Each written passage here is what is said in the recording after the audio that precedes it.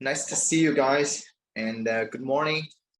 My name's Alex, and I'm the International Technical Support Engineer of Dubot.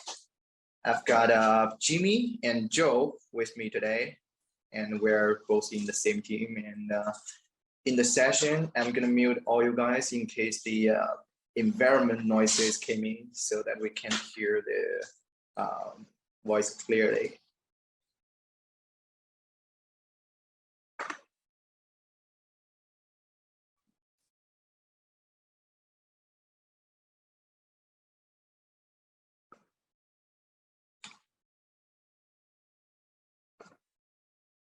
Okay, so I think we can start our session for today. See quite a lot of people coming in, and I'm sure they will get connected within a couple of minutes. So let's get started.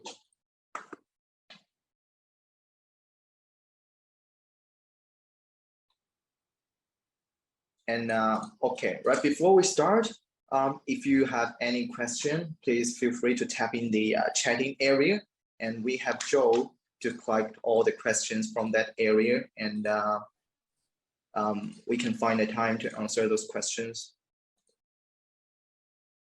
And we also have a QA session at the end of the morning session, and that session I'm gonna unmute all you guys, and if you have any question, please we can talk face to face. Okay, let's get started. So first, please allow me to introduce our company. Dubot is the world leading provider of smart robotic arm solutions, and we provide the easy to use robot arms to help businesses of all sizes to grow and scale in the various labor challenges. We work to change how people work, whether it's helping medical workers to collect samples for lab testing or enabling manufacturers to optimize processes and workflows. And our lightweight collaborative robots deliver designs, flexibility, reliability, and return on investment for employers to rise above competitors and thrive in any industry. For our team consists of over 300 hardworking, inspiring members with over 60% dedicated to research and design department.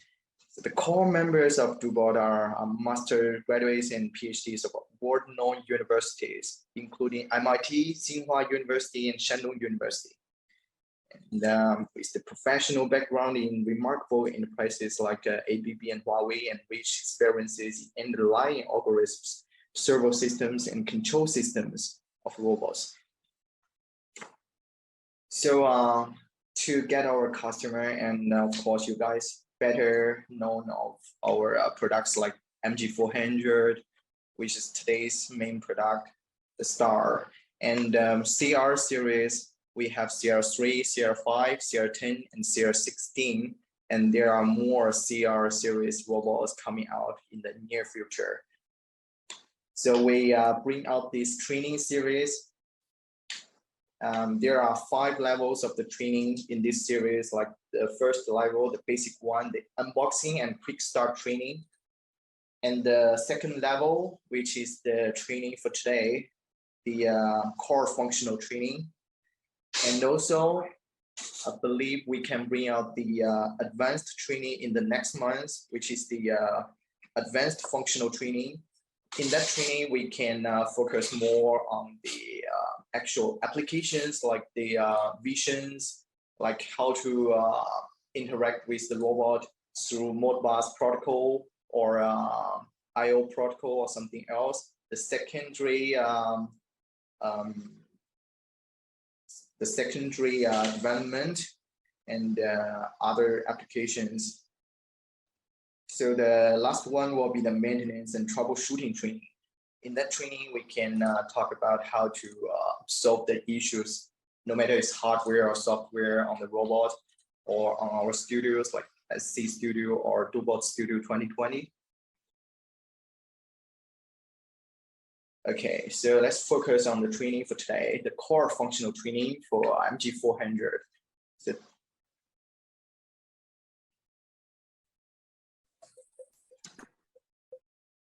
In this training, we're going to talk about some basic introduction about the product, the MG400, of course, and we're going to talk about the point-to-point motions for this product. And we use the motions to do some complex trajectory motions, like we can draw a shape like the rectangle or a circle. So the first one will be the palletizing. So it's kind of a application, but we're not gonna go through it very deep. We're gonna talk about the basic process and how to set up the parameters and a little bit scripting on this palletizing. And the scripting are mainly from our team member. And also a little bit about the remote control. Within this section, we'll talk about the I/O and the Modbus protocol in a very basic level. And the last one will be appendix. But in this section, we can talk about some basic settings and how to update the firmware and how to set up the language and the very basic settings like that. Okay, let's go start from the MG400 introduction. Let's see what features MG400 has. So MG400, we call it the collaborative MG400. So it is composed of the robot body, the controller.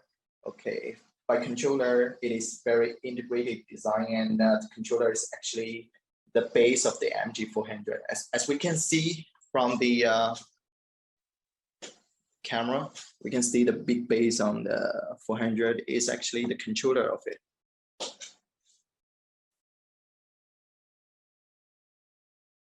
And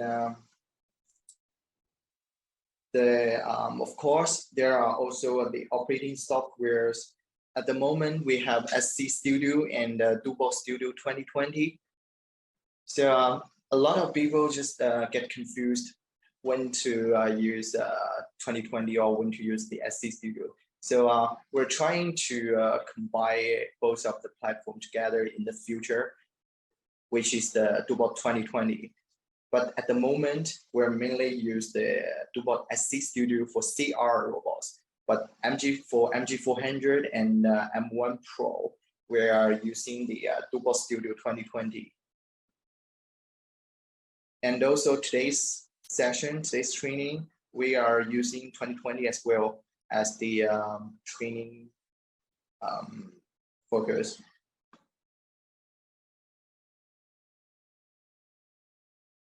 So for our Dubo MG400, it supports the direct connection to the computer, which is really simple and easy to use. With the self-development dynamic algorithm, one-handed teaching guide, and collision detection, it is very possible to ensure the safety of human, the operator, and the machine to work together. So Dubo MG400 has a repeatability accuracy of positive and negative 0.05 millimeter and a maximum load of 750 grams. The rated load will be 500 grams. And as we can see from the picture, or maybe some of you already got the machine, MG400 is a very lightweight desktop robot with a footprint smaller than a piece of A4 paper. So the working range, the maximum range is 440 millimeters, and the speed, the maximum joint speed will be 300 degrees per second. But there's one thing we need to note, that when the load is higher than 500 grams, we have to there will be like the eccentricity of the center, and we have to set up that we have to allow that to not exceed 40 millimeters. We'll talk about how to set up the load parameters in the later section.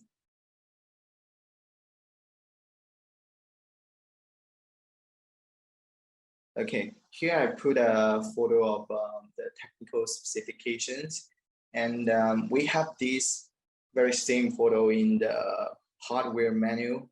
And for some details, we can refer to that manual, and you can talk to if you don't have it, you can talk to our sales, and we can send that manual to you guys.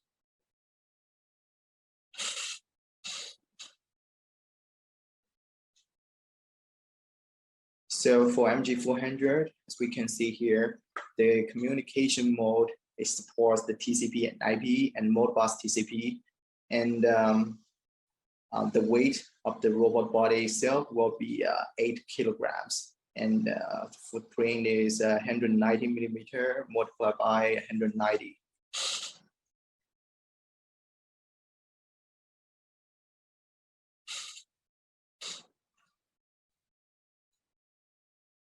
Well, for the application of this MG400, maybe some of you already seen the video from our website.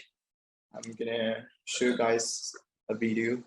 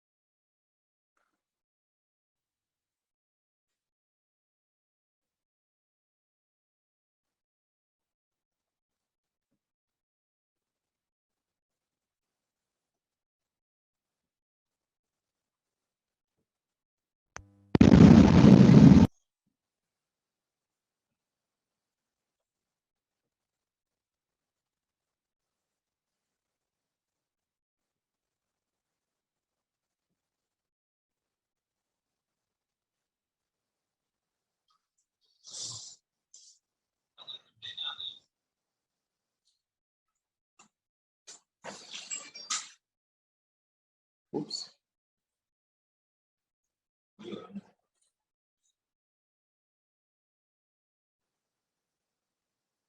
Well, here it mentioned the true motion algorithm. So the true motion we can trigger from the setting menu. I'll show you guys later. So some of you may not know what true motion is for in MG400. So after we turn on the true motion, when we allow the robot to run a very complex trajectory, so the speed and the accuracy will be very stable on this trajectory, and we can see this robot move along the complex trajectory very smoothly and stably. So, but after we turn this off, the speed might be a little bit different, or maybe quicker or smaller when it meet the turning. And yeah, basically the true motion will allow the robot moves more stably and smooth.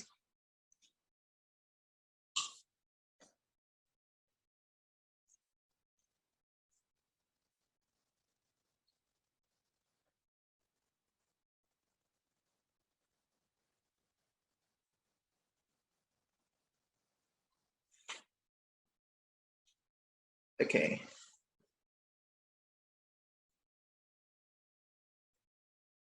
So here's the packing list of this MG400.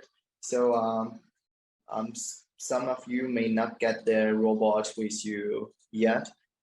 So what we'll see when we get the box. So in the packing box, we can see MG400, the robot body itself, and the Ethernet cable. There is also a tool for us to do the home collaboration, the fixture. And there's also a basic suction cup, the standard part, and a flange adapter for the terminal effector to be connected with the robot body itself. Okay, the important part is the emergency stop. So for every series, robot series of Dubot, we have the emergency stop. Just in case there's an emergency happen, we can quickly trigger this stop, and the robot will stop immediately.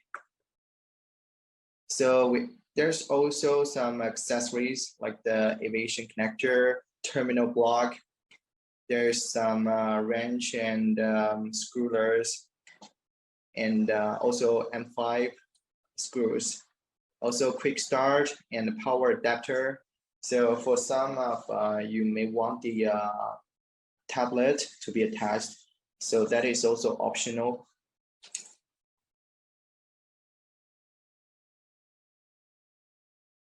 Okay, after we get the robot, how can we install it?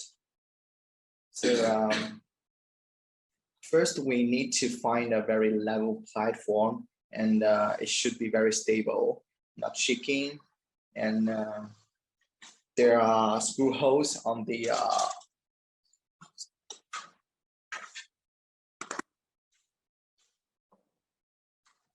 base of the robot. We can see some screw holes, and there are 8 of the holes. We need to use the screws attached in the packing to fix them.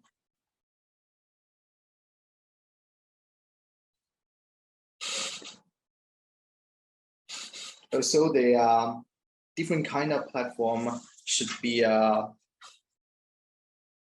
vary from your requirements. So it depends on what kind of applications you are working on. We can design our own platforms as well, just to make them stable enough.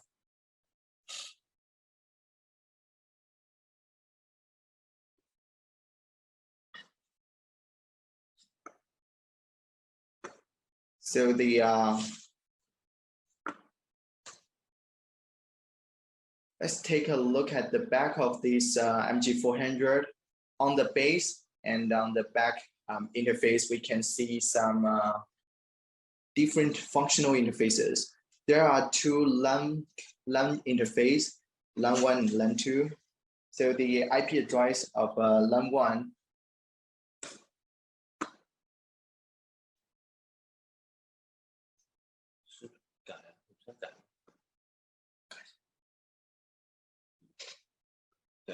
okay. So I've switched the camera to the back so that you guys can see the back of the interface clearly. We can see 2 LAN interfaces, LAN 1 and LAN 2. They have different default IP addresses. For LAN 1, we have 192.168.1.6 as a default, but for LAN 2 is 192.168.2.6. And for LAN 1, the IP address cannot be changed, but for LAN 2, we can change it actually, but we don't suggest you guys change it because this will cause some unpredictable issues. And also there are 2 USB port and then ENC port, which is the encoder port. So for encoder port, it is used mainly for the conveyor belt. And so after we connect the conveyor belt with this ENC port, we can do the tracking on the conveyor. Let the machine know, let the device know what location it is running at the moment. And if we have the picking and placing application, we'll do that in this pattern. There's also an on and off the button to turn the machine on and off, and e-stop, which is the emergency stop. We must connect the emergency stop before we run the machine. At the bottom left corner, we can see the air interface, which is used to connect the air tube. If we want to use the vacuum suction cup, this will be useful. And also, for the large picture on the right, we can see the DI and DO interface. There are 16 digital input and 16 digital output ports. Also, there are 4 sets of 24 volts DC and 4 GND. this port, this digital input and output ports are mainly used to connect like the I/O button or the other devices like the conveyor belt, the communicational function of that, and some other applications.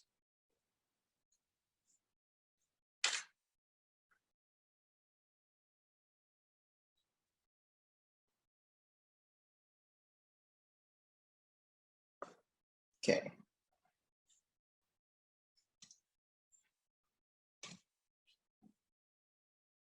Okay. So this is the encoder interface, and I have attached the description of each of these pins so that we can refer to this when we have the need to connect an conveyor belt or some other devices. So there is also DB9 male connector that can be used to connect the ENC with some devices that need it.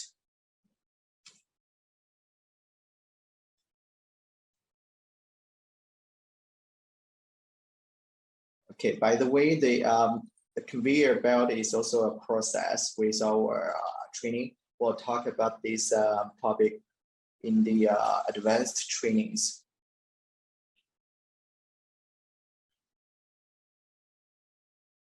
Here we can see the electrical connection of the emergency button. And the emergency button, we can trigger it either manually or we can trigger it from the top right corner of the software. We'll show you guys later where the virtual button is.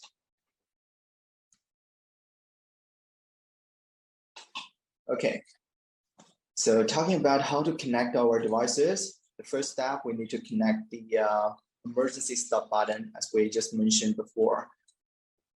And second part, we can connect the power cable, the MG400 robot side, and the network cable used to connect to from the robot to the PC. After connecting the power, network cable, and the emergency stop, we can turn on the machine now. As we can see here, we have to note that after the emergency stop has been triggered, there's a reset operation that we need to do. We have to rotate it counterclockwise. Should we show them or just? Yeah, we can show them how to reset the button. Okay, so if we need to use it, we push it, and then whatever it's doing will stop. And after if we want to release it, we pull it out and twist it. Yeah, it should be counterclockwise. And immediately after we trigger the emergency stop, the robot will stop running immediately. And it won't going back to rerun until we reset the button. So please make sure the button has been reset before you do another programming.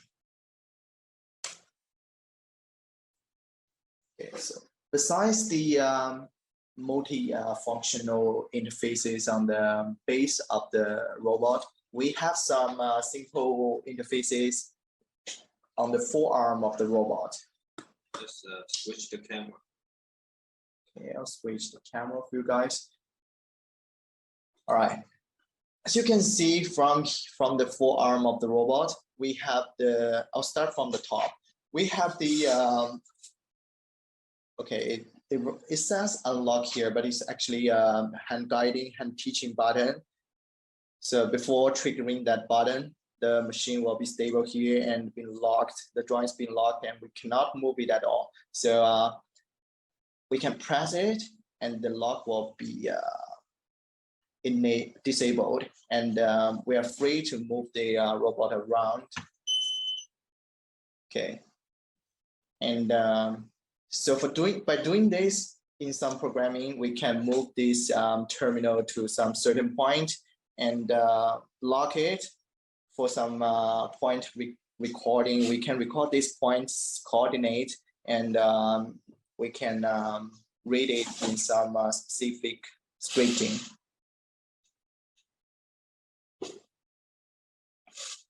But please note that when you're doing this kind of functionality and disabling mode, please hold the arm before you press this button, since there will be no compensation from the motor of the machine.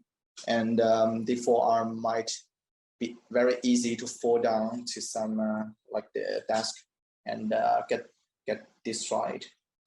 So we hold it so that it won't fall, and lock it here.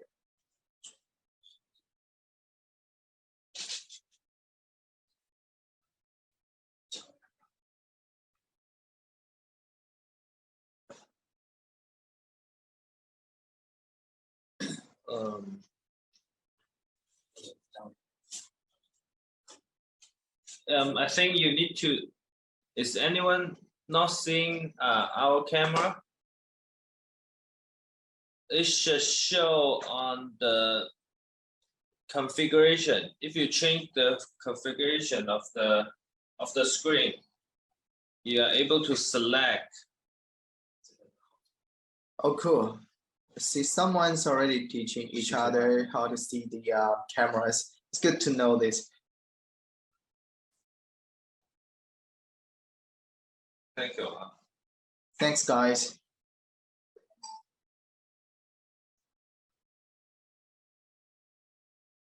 Okay, so the second interface will be the I/O, the I/O in the forearm, which is mainly used to connect to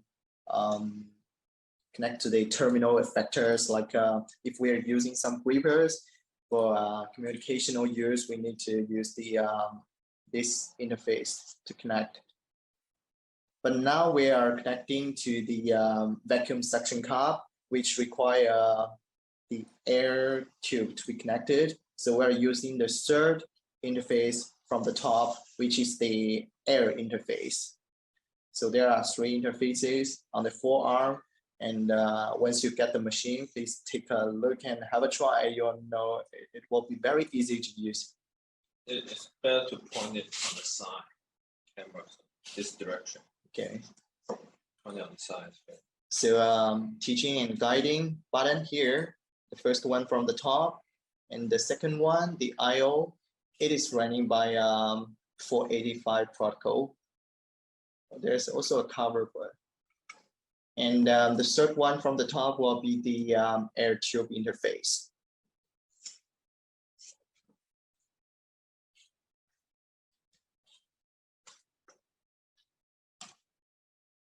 Okay, so once we finish the connection of the device, the robot, and power it on, we can see the LED flashing on the base, the corner of the base. Now, from the camera, you can see the LED will be the green color, and there are actually 4 colors that can appear, but I'll let you know what those colors means. So the white color, when we first turn on the machine, if it's blinking white, it means the system is still booting.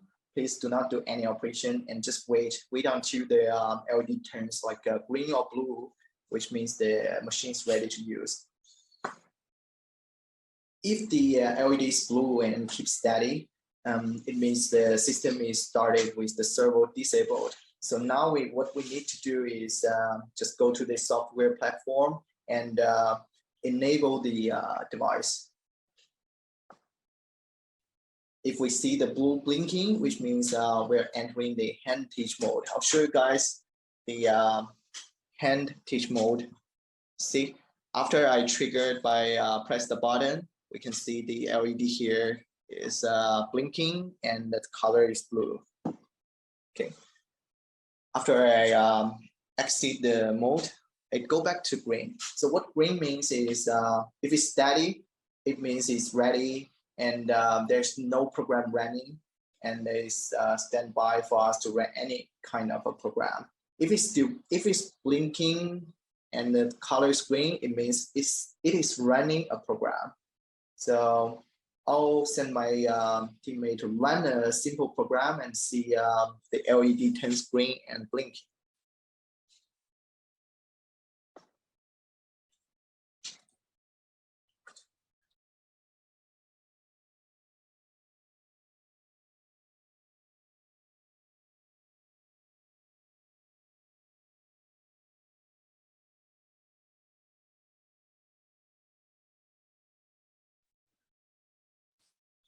Okay, we're trying to adjust the camera so that it can focus on the machine, because someone said it is too far away from the machine.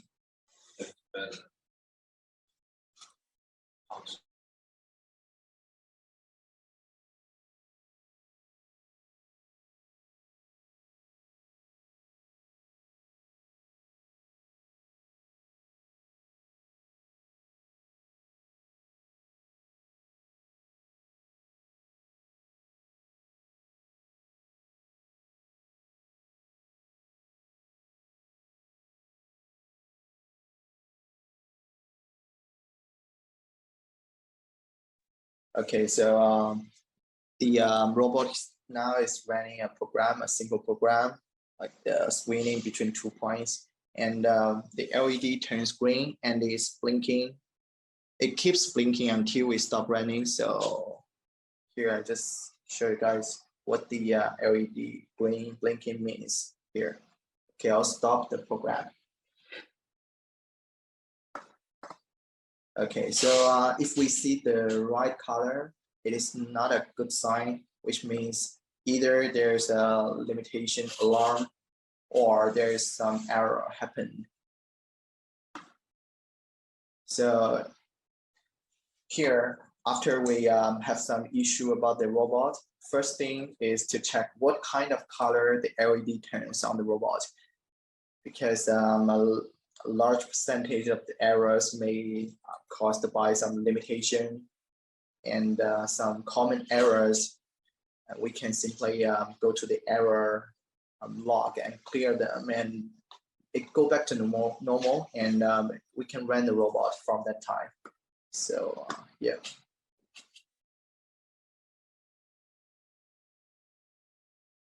Okay, so here's the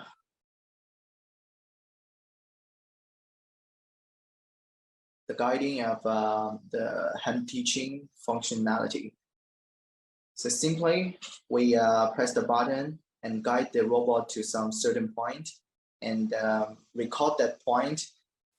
We can read that recording and bring that into the specific programming or scripting, and the robot will run to that point.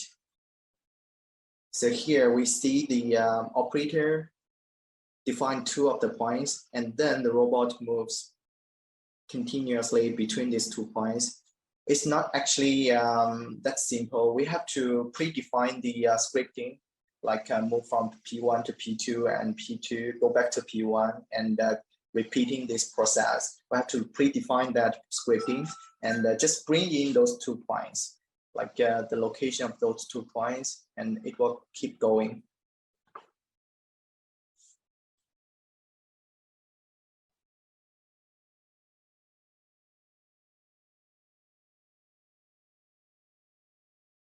All right, so here for this part, we're gonna try to connect the robot to our PC.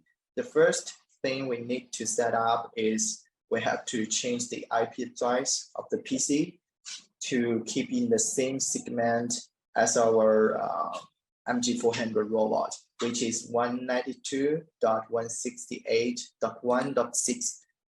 Change the IP of our PC. Otherwise, we cannot connect to this device. For different robot series like CR and M1 Pro, the IP address may be different. So we need to make sure we change the PC to the correct one.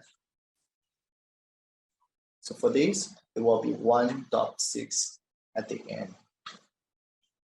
Okay. All right.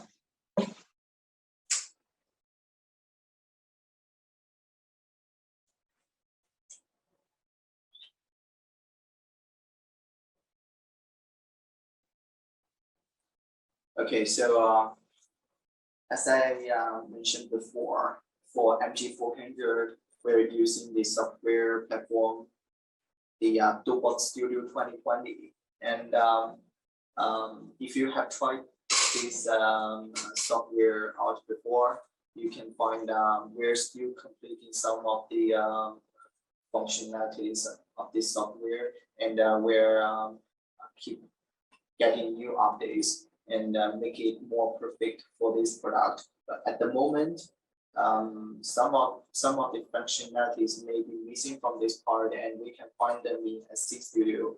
But we're doing it, we're completing, we're making it better and better in the future. And I'm going to introduce a little bit about this Studio 2020.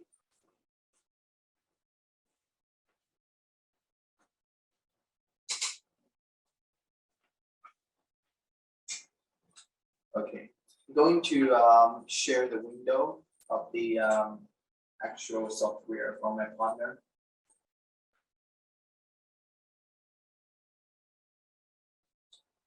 Okay, so you guys can see we have the main, the home page of this software.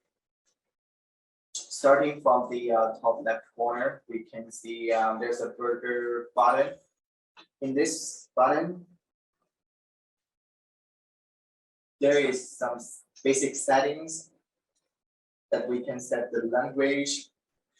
We can see the other bits to connect the robot first. Okay, so for this setting, we can see we can change the language. Now it supports simplified Chinese, traditional Chinese, English, Japanese, and Vietnamese, and Dutch. The basic setting part, we can customize the name of your own device, and we can get the information about the controller firmware, the servo firmware, and the device serial number, which is a very unique number to your own device. Also, we can reset the initial pose, which is the home pose that are using to put the machine into the box. So when they do the boxing of this machine, the pose for the pose, the angle will be for the joint 1 will be 0, joint 2 will be 0, and for joint 3 there will be a 60 degrees of the angle, and for joint 4, which is the terminal factor, is also 0. Okay, so the true motion will be turned on from here. It is mainly used for some complex trajectory functionalities.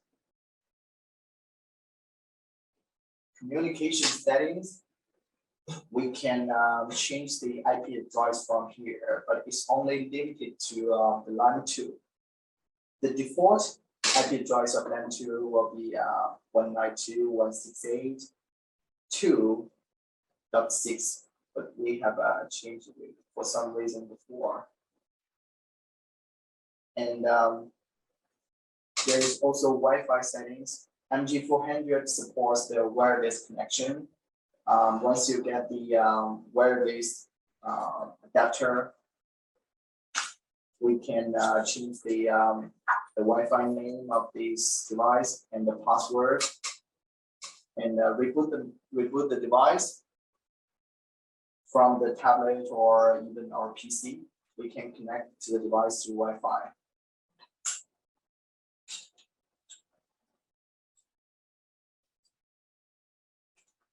Okay, here's the collision detection, which is a very important functionality here.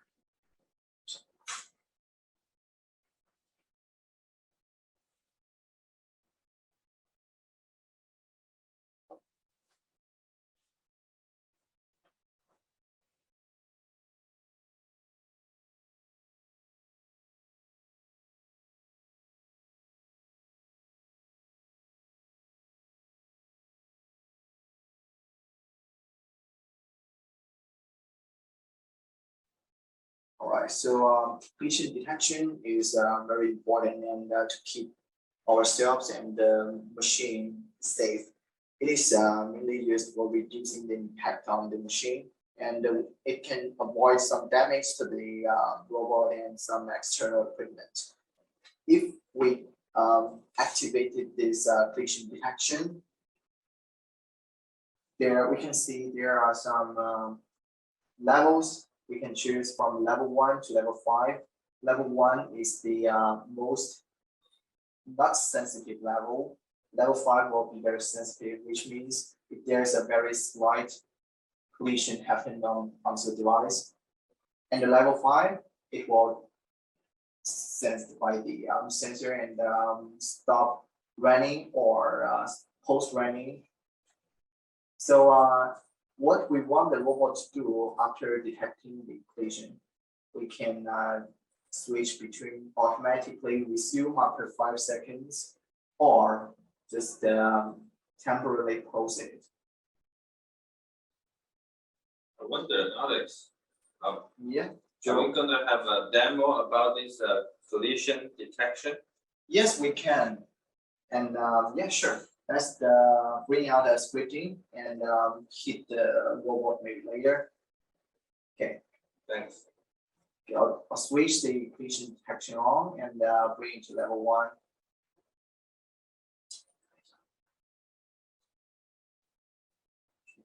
Let's bring out a very simple programming to see how this performs.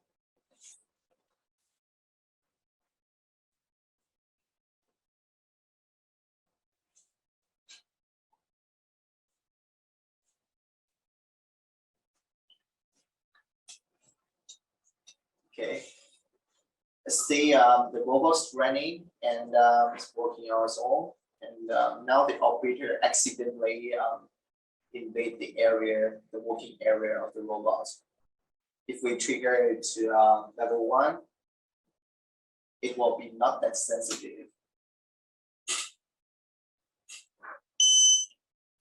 Okay.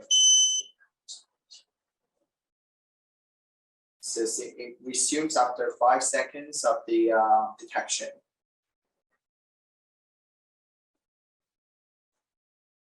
Okay, now let's switch it to level 5.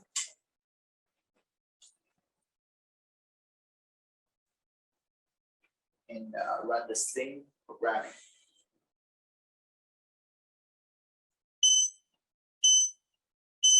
Yeah, once after I touch the device, very gently and slightly, it will detect the collision. So that's the difference between those levels. Wow, Alex, this is great. Nice. And firmware updates. This is used for us to if there is any bug in this version of the firmware, we are going to talk to the development team, and they're going to bring out a new version, and we're going to send those versions out and tell you guys to update. From here, we can bring that version, find that file, and update from here by single clicking on the button. For this servo firmware, it may require the admin authorization. The password, the default password will be 6 of number 8.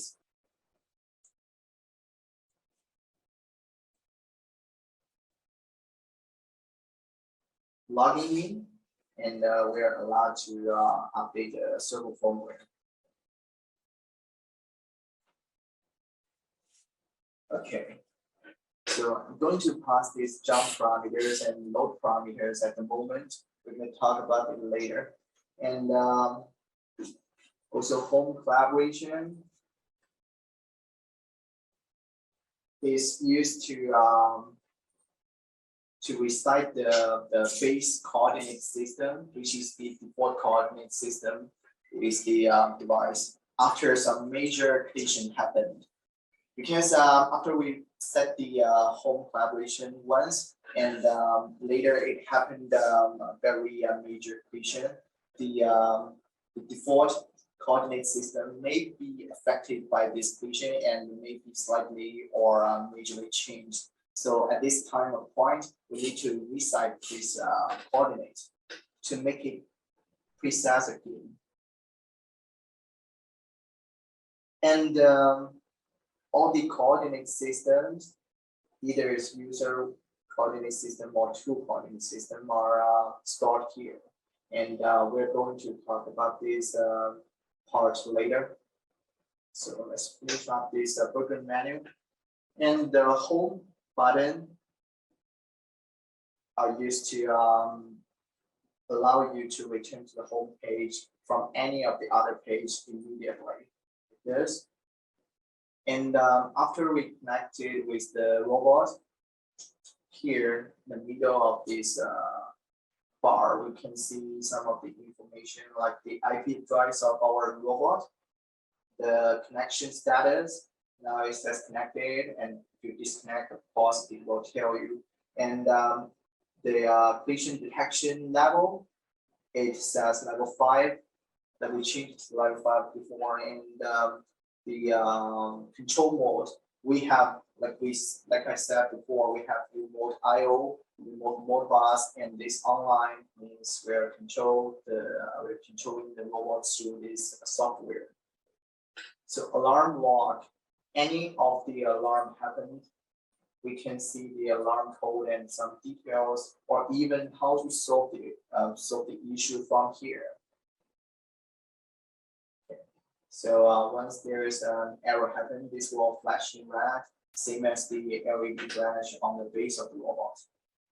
This button here, it is the enabling and disabling button. So it is green icon, which means the device has been enabled, and we can disable it anytime. This global speed, global velocity, used to change the overall speed, the motion speed of the programming.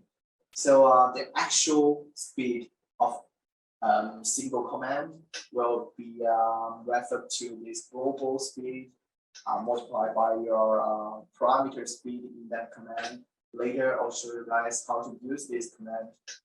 And the virtual stop, emergency stop button here, just in case you don't have the physical stop button near you, and you can quickly stop this device from here.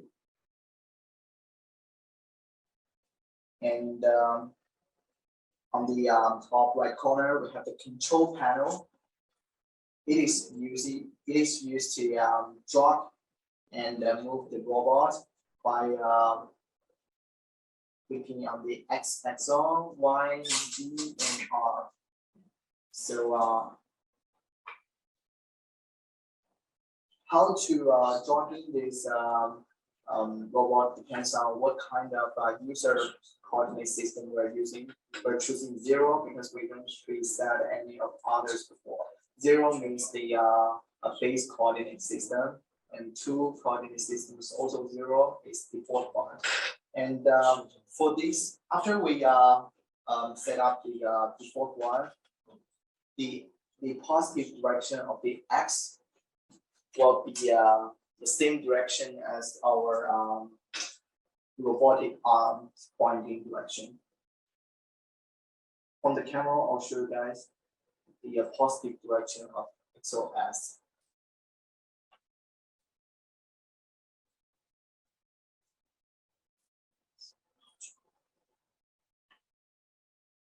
The negative one is going back.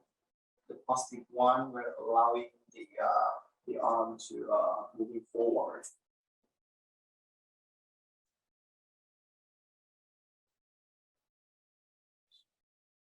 Okay, so the positive direction of the y-axis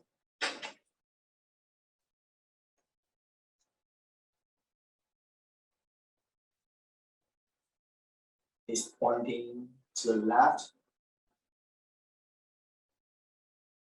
and the negative direction is pointing to the right.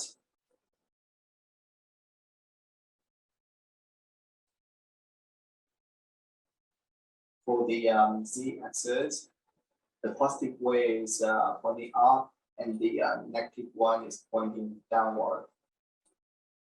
Of course, we can also rotate the terminal effectors. The positive one will be counterclockwise, looking upward, looking downwards, and the negative one is the clockwise. We can also set up the motion mode to step one, and for this mode, we can change what is a single, how far is a single step, like 0.1 millimeter, 1 millimeter, 5 millimeter, and 10. So under this mode, after we single click on the specific direction of the axis, it will only move a certain distance according to the setup. Like if we set up 10 millimeter for this step, and I click on the positive direction of the x-axis, it will only move to the positive x-axis with a distance of 10 millimeters, and vice versa.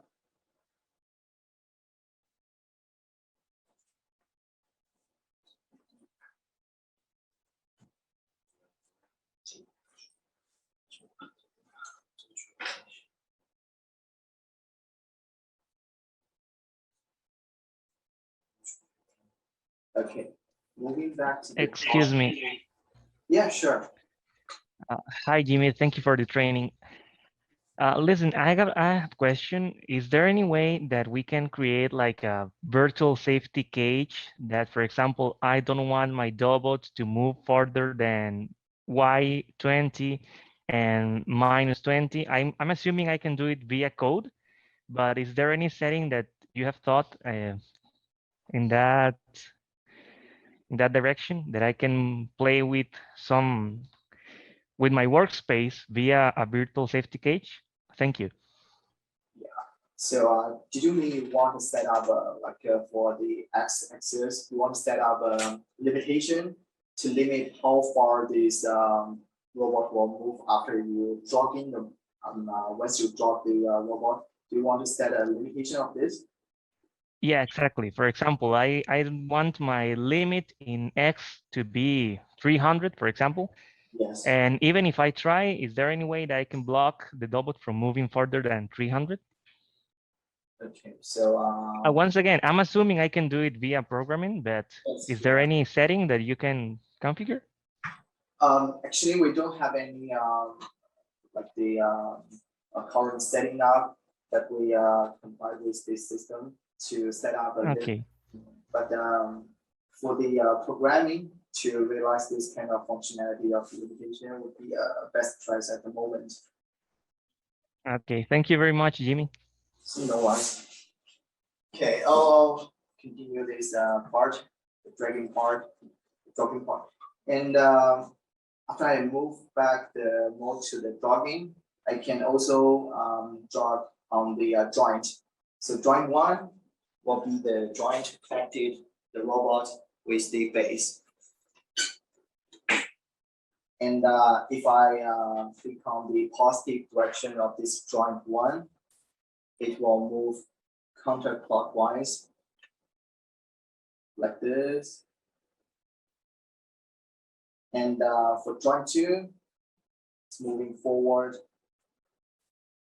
Joint three, moving downward.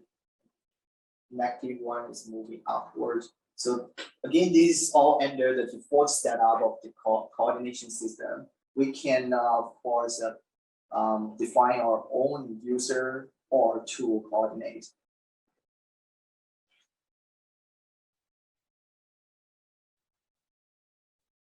Okay.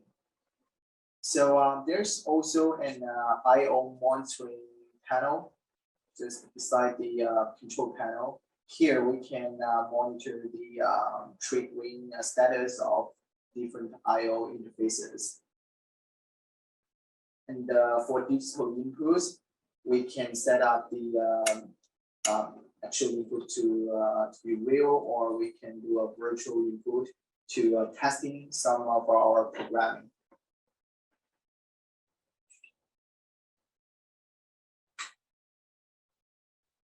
say we give a virtual input, digital input to the number 1 port to on. And if there is any programming that require our this digital input to be triggered, here we can do the programming. We can do trigger the programming without any physical, like the I/O buttons or some other devices. If we don't want to use them anymore, we can change them to real, and it will only detect and waiting for the real signal to come in to trigger.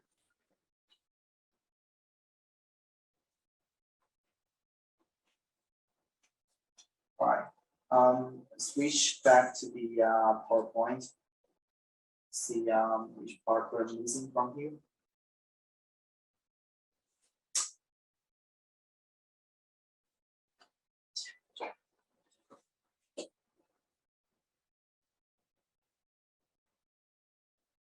Okay, so we have talked about the different functionalities of the software, the different panels, and we now know how to connect the device, and we have introduced the enabling and disabling, and the global speed control panel and I/O monitoring panel. Depletion detection. Okay, so we can run a single prompt.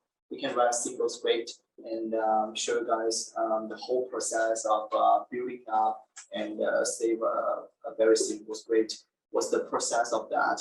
And what we need to do that? And we have to switch back to the studio.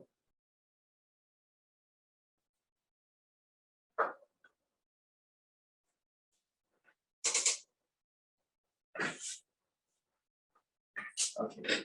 Once we connected our robot, and there will be a pop-up window want us to set the parameters of the load.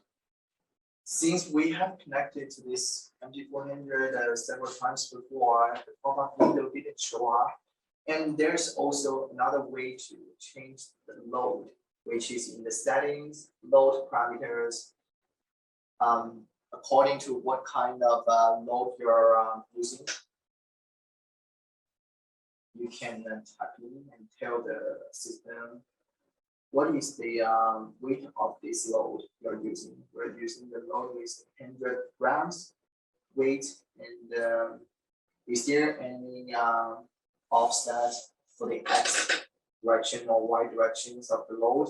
If there is any load that is not keeping the same gravity center with the terminal vector of the robot itself, we need to tell the robot what is that offset. So at the moment we're connecting with the vacuum suction pump, which has no offset on these two directions. So we're gonna put 0 here. But when you're using some different shape ones, please do remember to let the system know. Okay. After setting out these parameters, we can run a simple script here.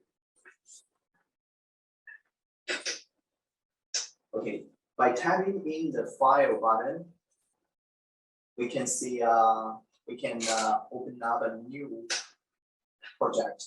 We have already some integrated projects in the software. Empty one will be the new one, completely new, and we have the dynamic tracking, which is used with the conveyor belt process. And we also have the Modbus scripts, and it is mainly used for the remote Modbus applications, and the MoveJ 6-axis and MoveJ 4-axis. 4-axis robots are MG400 and M1 Pro, and we also have the 6-axis, which are our CR series robots. The palletizing application is also a process, and we're going to do this application a bit later in this session. TCP is used for the TCP protocol connections. And we have the UDP as well, and the vision, which is mainly used together with the vision system. And the Modbus and vision applications, we will cover those kind of contents in the advanced training. So here, we're going to create an empty project. And maybe we can create a very simple script from allow the robot move from point 1 to point 2. Just 2 points.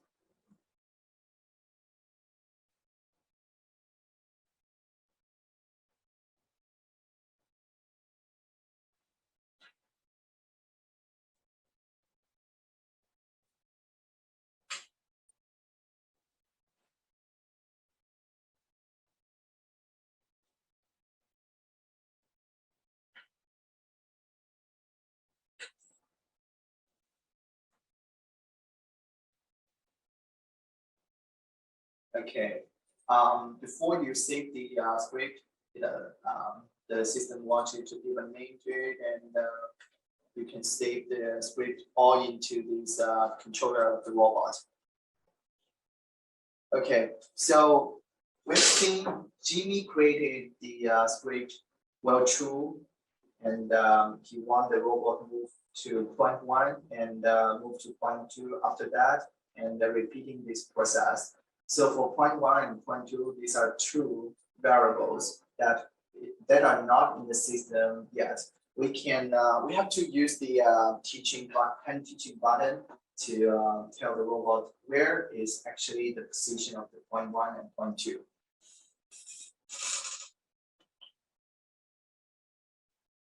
Remove the robot arm and define point 1 here. And Jimmy will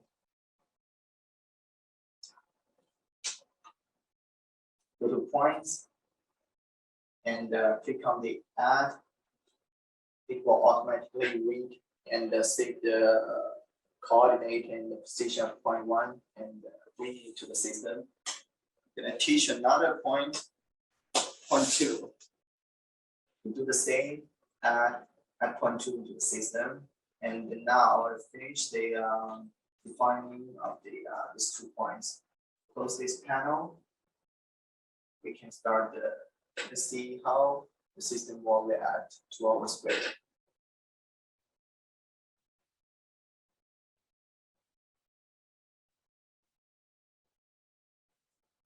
Okay, the robot successfully repeating point 1 and point 2 motion commands. Now we can start it. This is basically the very simple way of how we create a new script in this software.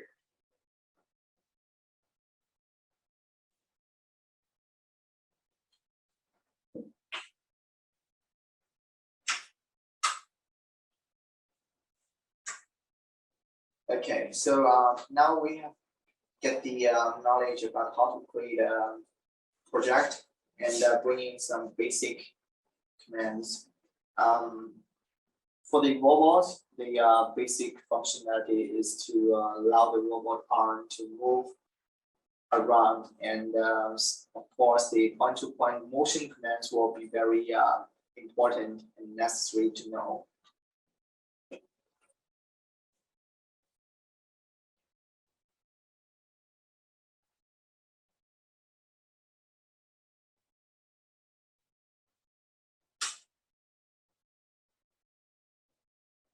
Let's take a look at how many motion commands we have in this system and for our robots. We have move J commands which allow the robot to move from the current position to a target position in a point-to-point mode under the Cartesian coordinate system. Basically, for move J, the system will memorize our parameters and the variables by the Cartesian coordinate system. We just teach the system what is the Cartesian coordinate of this starting point and the target point. That's all. The system will memorize in this pattern. For joint move J, it is if we set up the same starting point and end point, we can see the track to be same, which are all curves.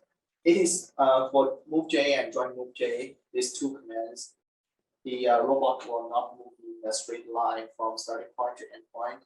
Instead of that, it will move by a curve because the all the four joints will automatically memorize the joint position of the these two starting point and target point, and go by a very comfortable way of these joints. So regardless of what kind of track it is using.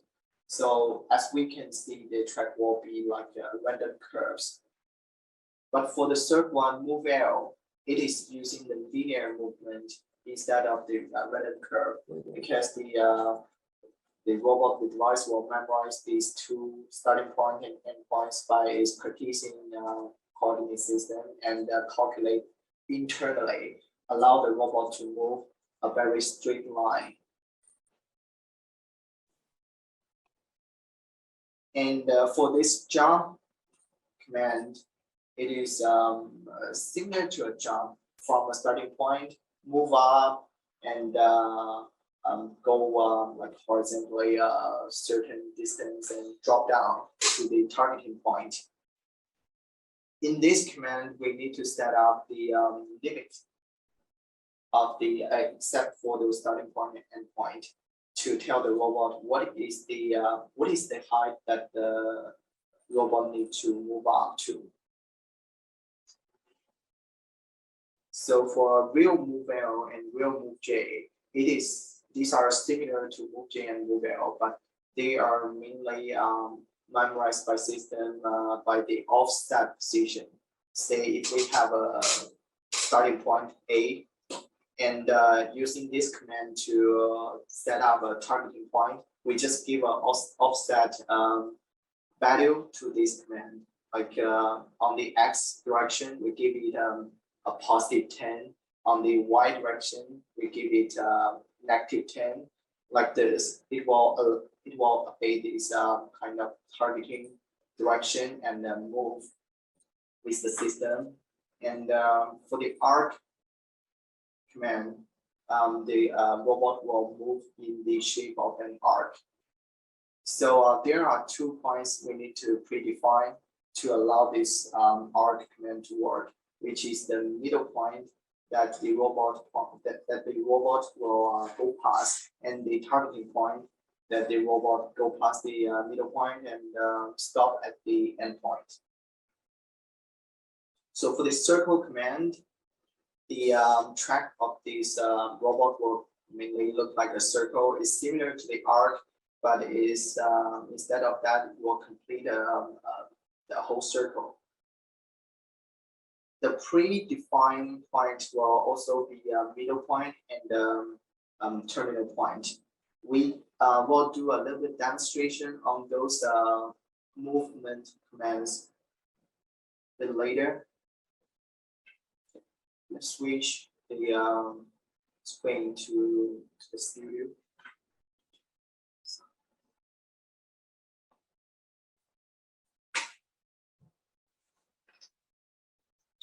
Okay.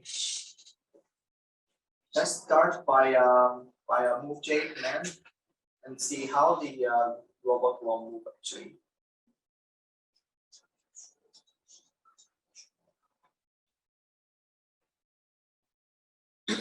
So for move J, we have to tell the robot what is the starting point and the terminal point, named point 1 and point 2. And the robot will move in the track of a random curve.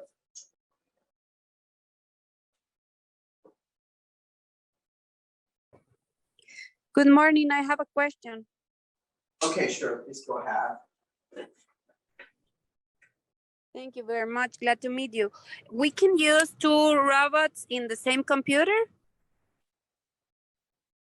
Do you mean you want to connect two robots to the same computer? Actually, it's not working if you want to connect two robots because both of the robots sharing the same IP address, but you can only connect to one of them. There will be an IP like a confliction if you want to connect two robots. So at one time, we can only connect one device to our same PC. But if you want to connect the second robot, either you can switch in between the two robots or bring another additional PC to this program. Okay, thank you very much. No worries.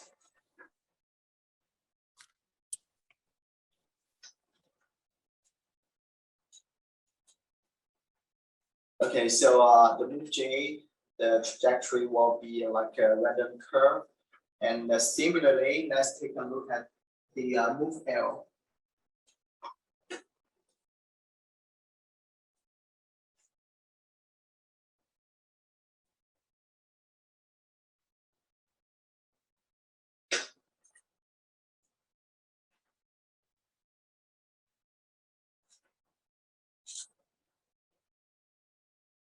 Yeah, we're using the same tools points, point 1 and point 2. As we can see from the camera, the trajectory will be like a straight line from point 1 to point 2. This is because the calculations are automatically being done in the controller.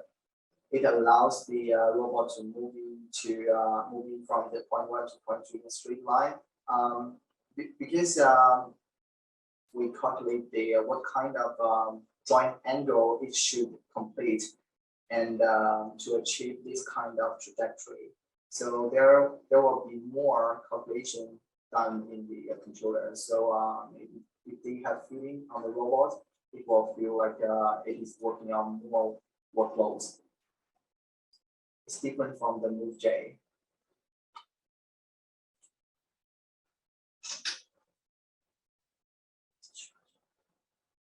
Okay.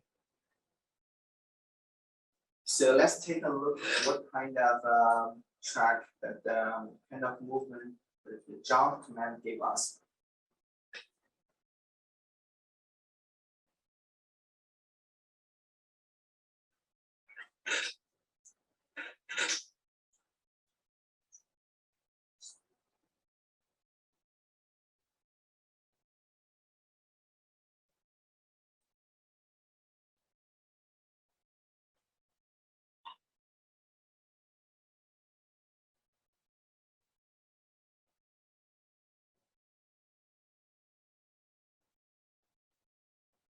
Okay, so we have predefined some of the variables like the speed, the common variables like the speed, acceleration.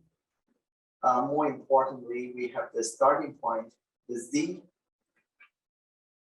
value of the starting point is the height, and the z limit and the z value of the endpoint, also the height. So we have set the z limit to 80. For point 1, it will move from point 1 to the z limit 80 millimeters and staying there and move horizontally to the above point 2 and drop down from there. So it looks like there's a door connecting the point 1 and point 2 together. So in some kind of applications, if you want the robot to avoid some obstacle, you can trigger this kind of commands. And we can set the z limit value based on the height of this object in the middle.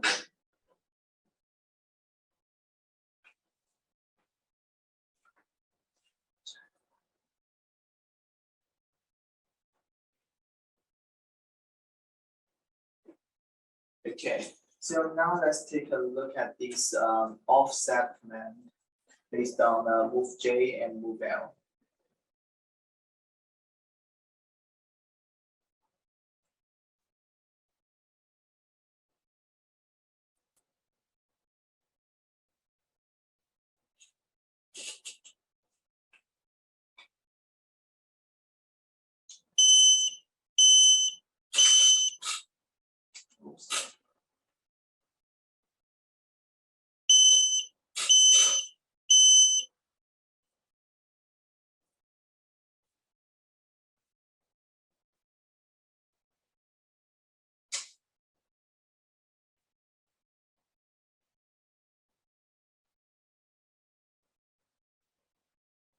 Okay, so for this offset command, we're setting up we're using the move J, real move J from here.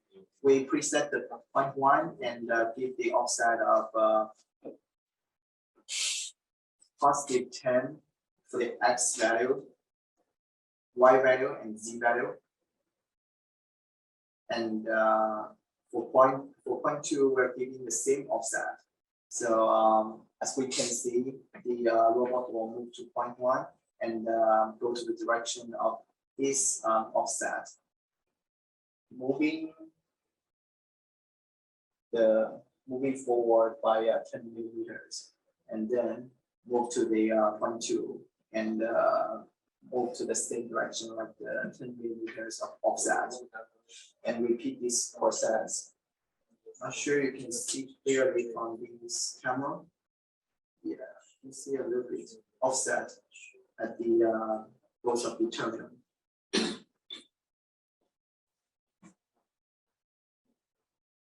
Similarly, for these motion commands, we can set up the values, like the speed and accelerations.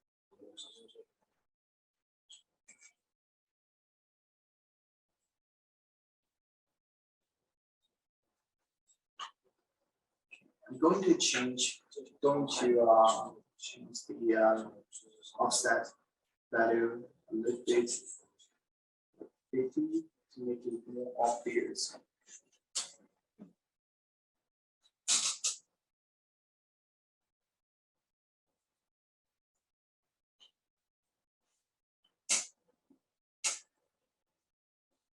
Yes, now it's running further. It's more obvious for us to observe.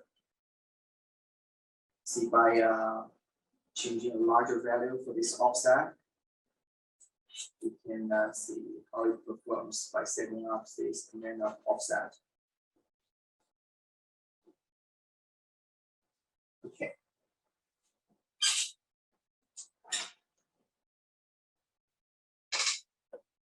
Let's tell the robot to move with an arc movement.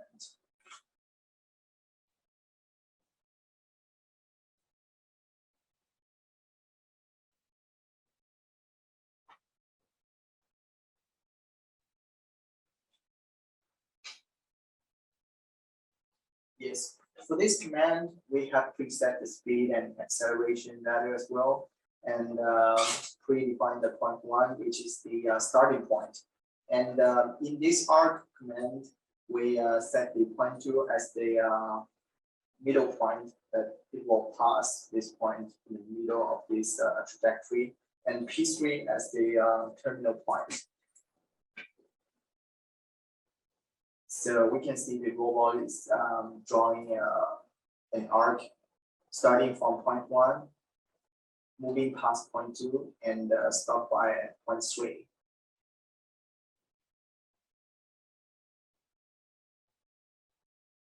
So it's pretty easy to use this arc command. And let's go to the circle one.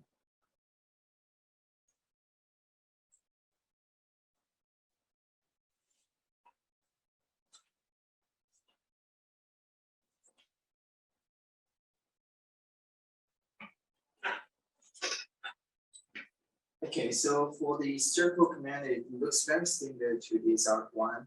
And there's one difference is course name of this command is circle instead of arc. And there's one additional variable we need to set up is how many circles we want this single command to run. We set it here one, but we didn't give it just do one and stop. We keep it one by setting up the will true do. So it will keep running and drawing a circle. So similarly, we are defining the starting point of point 1, and it will go past point 2 as the middle point and stop at point 3. By defining these 3 points, there will always be a circle. So the controller will calculate by itself and make a circle, help the robotic arm to draw a circle here.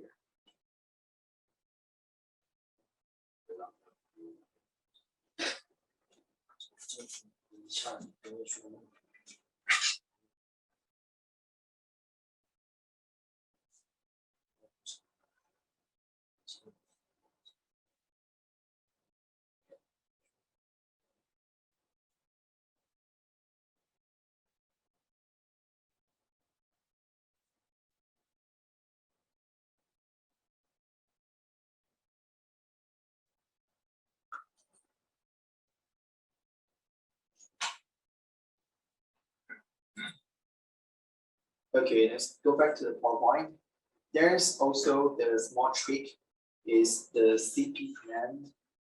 The command value is from 0 to 100. What does this CP command do is by setting up the CP command, if we want, if the robotic arm need like a turning, like a sharp corner, it will curve off that corner, and what we feel, what we look like is the speed of this whole command, the whole trajectory will be completely very quickly, and there won't be any pause or temporary stop at this corner point. So if you want to, again, the movement will be also smoother after setting up this command, and it can, in some extent, speed up the whole process. Let's take a look at how this CPU works and how it forms by moving from point 1 to point 2 and make a sharp corner to point 3.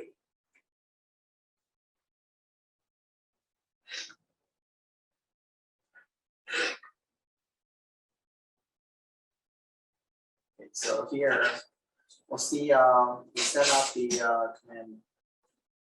The starting point will be point 1, and we want the machine to move from point 2 to point 2 and make a sharp corner. We predefine the point 3.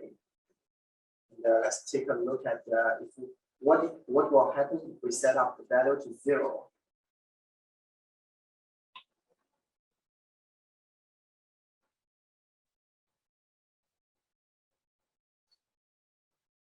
So we can see when the arm reach the point 2, which is the middle point, there will be a very short pulse, and the speed approaching this point 2 or leaving this point 2 will be affected, so it will slow down. What if we change the value a little bit? Let's make it a maximum to 100. See how smooth it will turn to.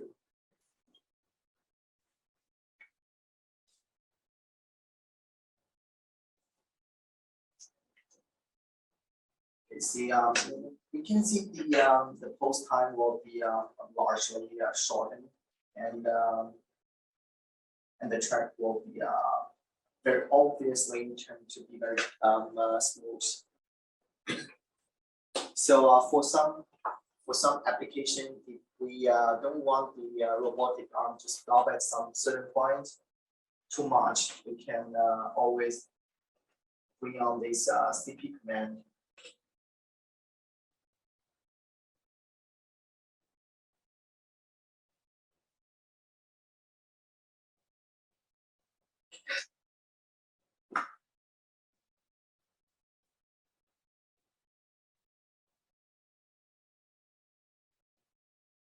Okay, so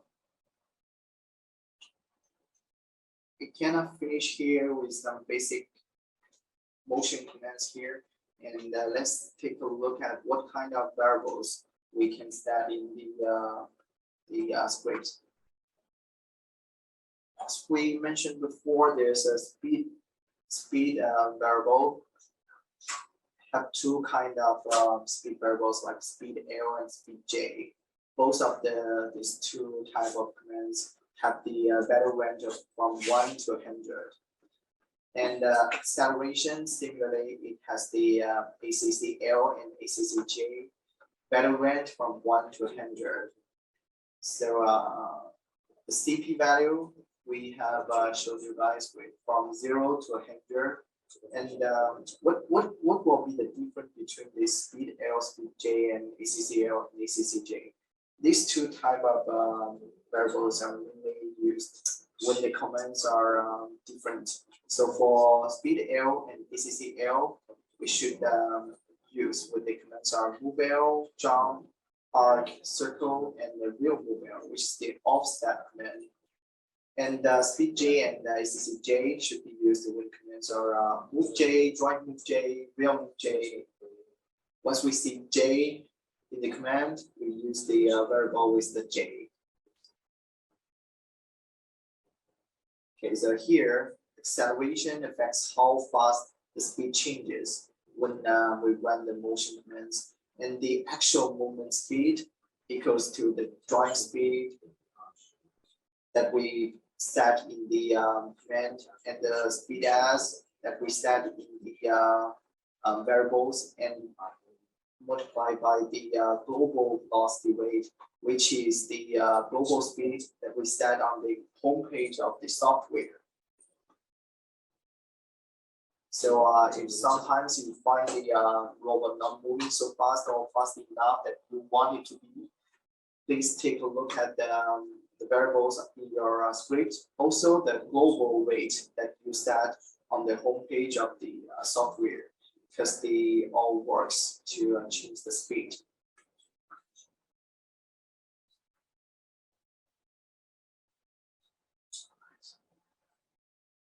Okay, before we continue, I saw a lot of questions in the chatting area, and we'll spend a couple of minutes to answer those questions.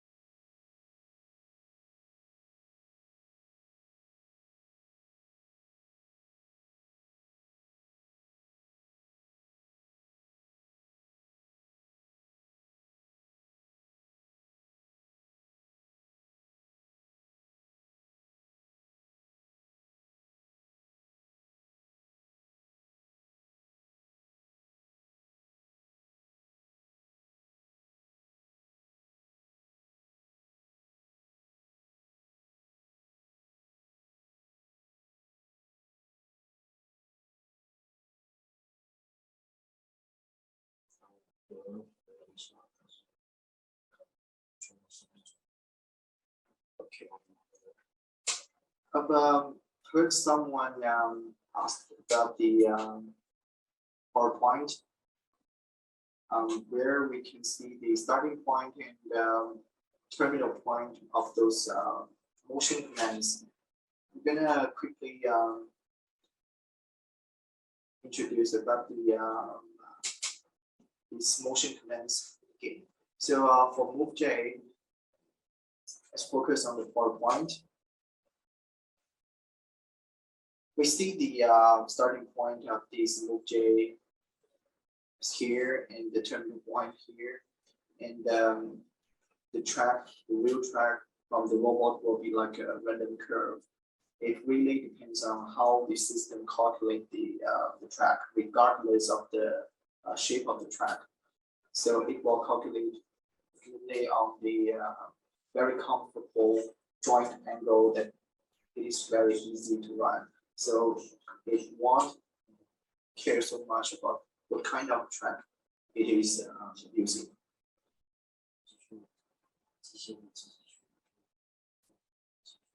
And for move L, there is a linear track between the starting point and the terminal point, because there will be more calculation work that the controller will done to make the track straight line. So to achieve this, there will be more calculation on what the joint angle for each of these 4 joints to make it a straight line. For joint move J, the track will be very similar to move J, but the only difference between the joint move J and move J is for joint move J, we define this starting point and terminal points by a joint coordinate system, which is we tapping and making the straight. We say like the variables will be the angle of the joint 1, comma, the angle of the joint 2, comma, angle of the joint 3, comma, and angle of joint 4. But for joint move J, for move J, sorry, the variable will be like the Cartesian coordinate system. The value of the x-axis of 10, 10, 10, 10, which will be the x, y, z value for the Cartesian coordinate system.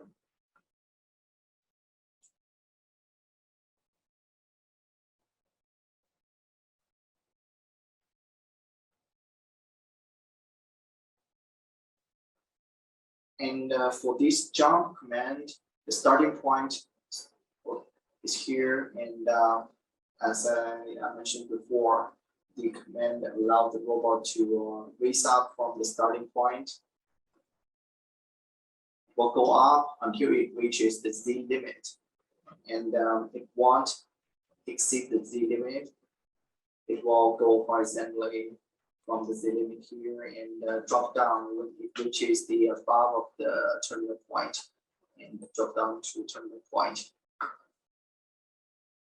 So there are other situations like what if both of the starting point and the ending point are above the z limit? So under these circumstances, z limit will be ignored. It will go directly from starting point to ending point with the whole track above the z limit.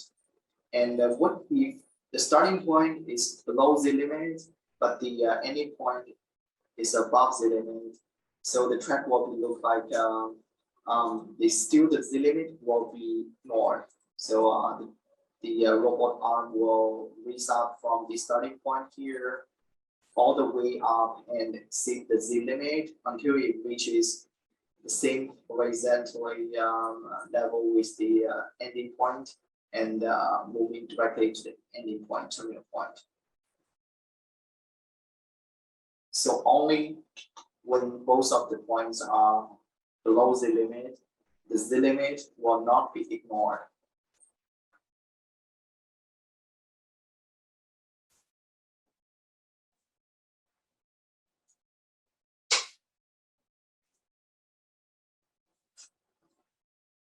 Okay, so for the arc movement, we have the starting point here, and we have preset the point 1, which is the middle point. So the track will go past this middle point, which is the terminal point of point 2, to make it an arc like this. And for the circle motion movement, starting point and same middle point, point 1, terminal point, point 2. But after it reaches the terminal point, it will continue to move until it completes the whole circle, and keep going based on how many circles you preset on the variable settings. So it's very similar to the arc motion commands.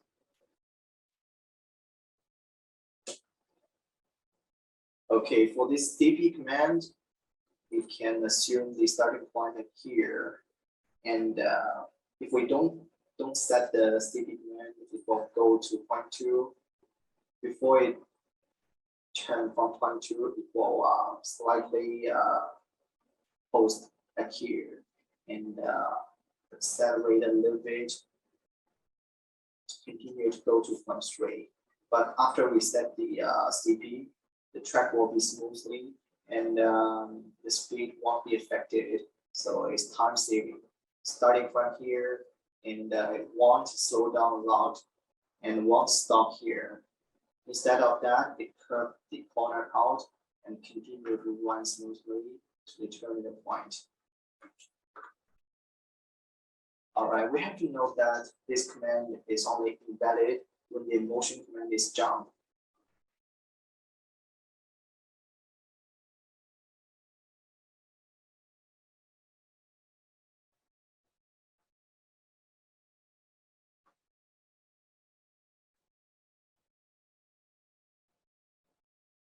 Okay, so let's continue this session and let's go to part 4.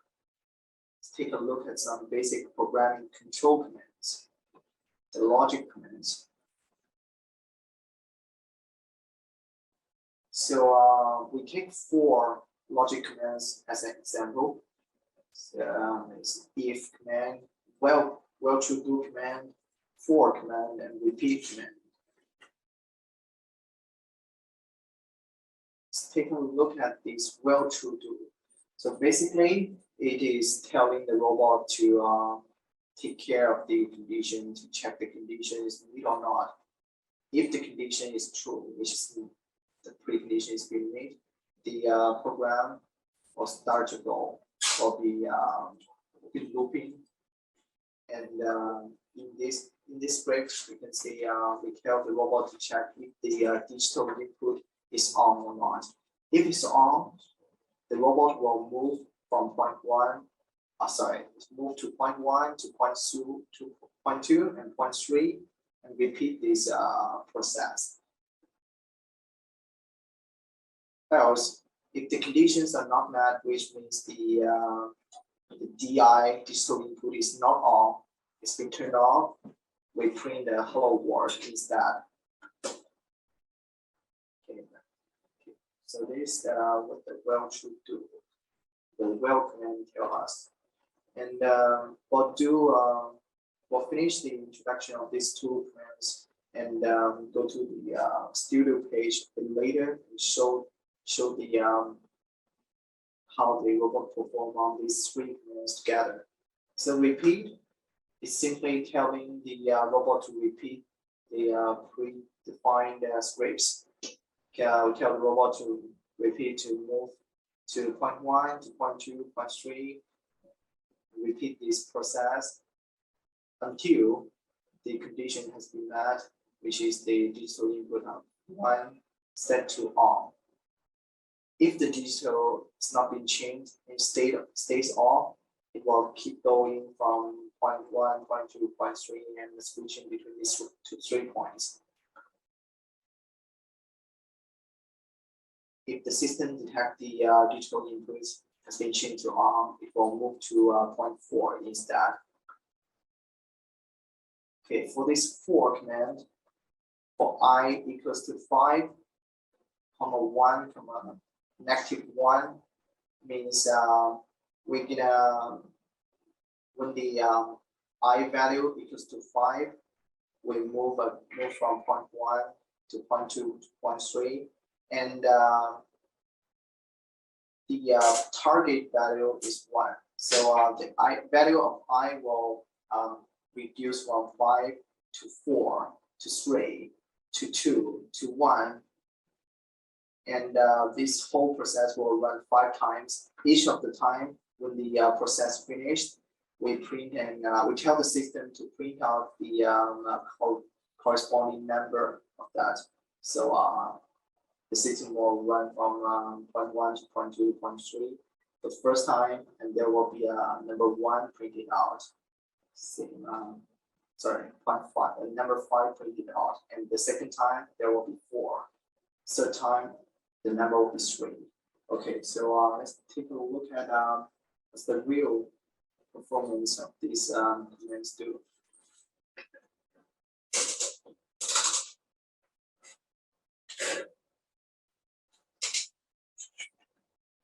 Let's start from the well to do command.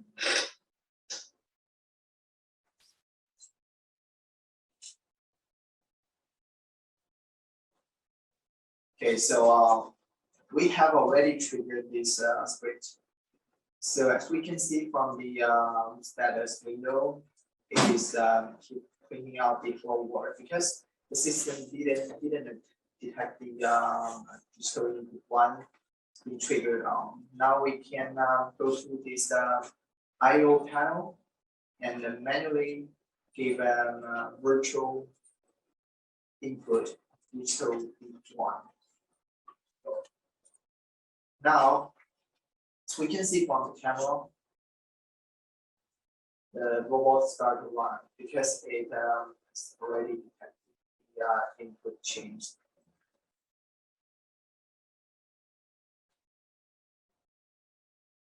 For each of the motion loop, there will be a single detection required. So now, if we change the input to on, after a complete loop and what detect again, if it's been changed to on, and the whole process will be stopped again instead of running by motion, it will print forward. Okay, let's take a look at the repeat command.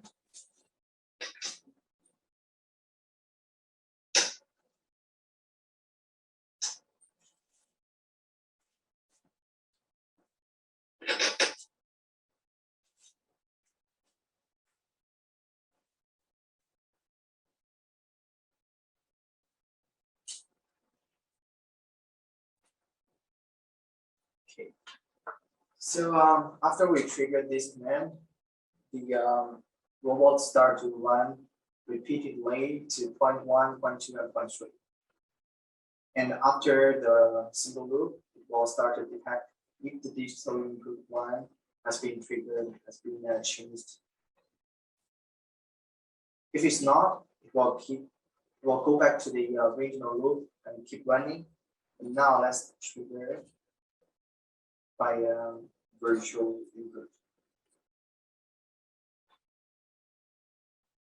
Okay, so you see the changing has been detected, and it moved to point 4 and stopped there.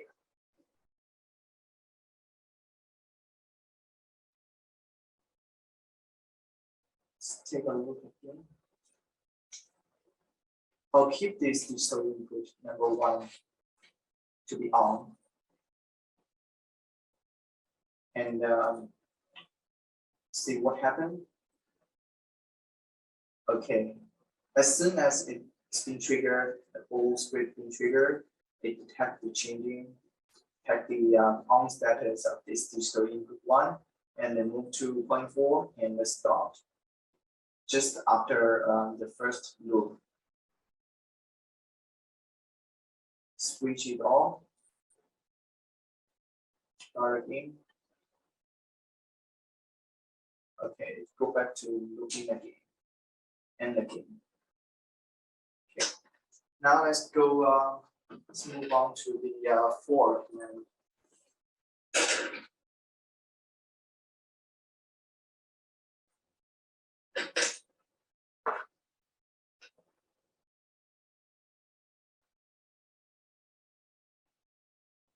Okay, we have to make use of this scripting area and this running log area. Can, as we said before, for the first loop, there will be a printing of number 5 here. The second loop, the number will reduce by 1, so there will be 5, 4, 3, 2, 1. The counting here. After it reaches 1, Yes, great. Augment maybe start here. Okay, let's see what if we change 5 to maybe 8 here, and keep this part 1 and this part -1. So I assume this time it will run 8 loops. Let's see, is it true?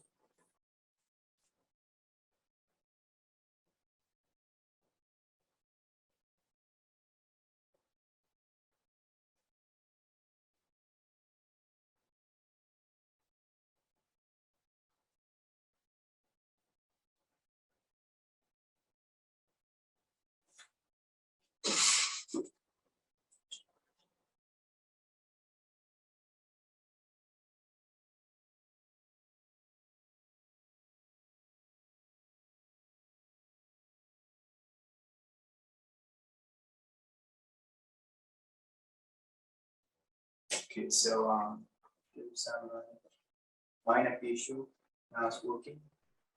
So instead of starting from 5 to come down, now it's starting from number 8.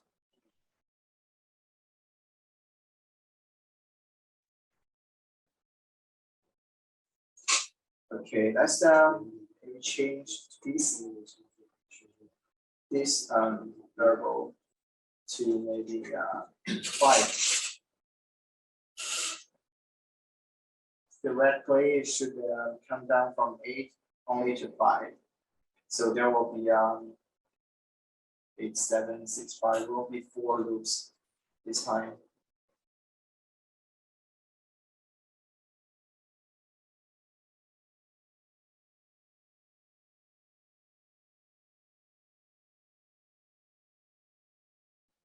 Okay, so yeah, and for this part, the -1, which means for counting down, and the number will be reduced by 1 for each single time. Let's make it 2, and we allow the number to come down from 8 to 1. There should be 4 loops under this circumstance.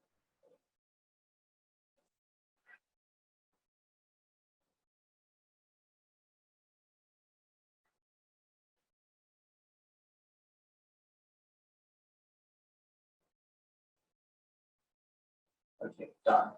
So this is how this for command works. And we're going to introduce a little bit content of the complicated part later in the palletizing section.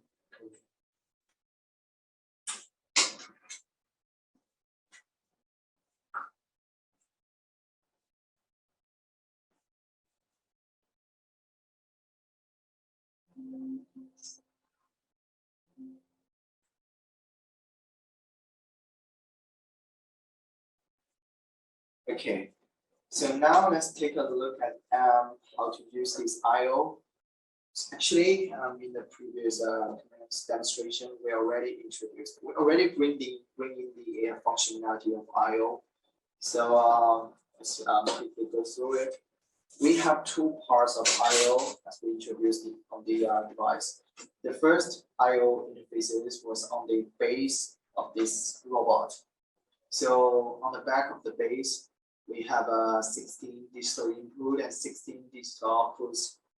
And when you want to connect some external devices, please make sure you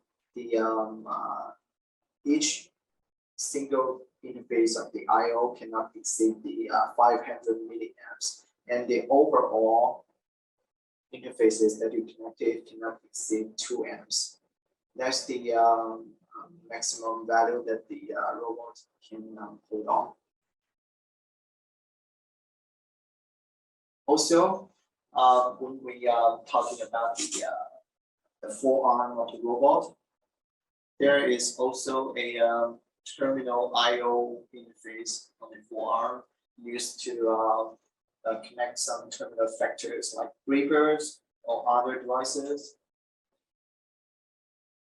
And the protocol of this terminal I/O is 485. Okay, here's small video showing us how to use these terminal devices. We have the air pump box. Requires the air tube.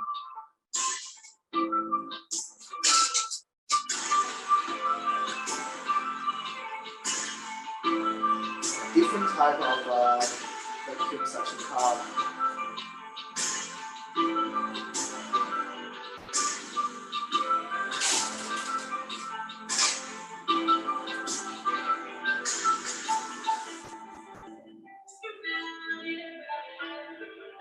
Some breakers,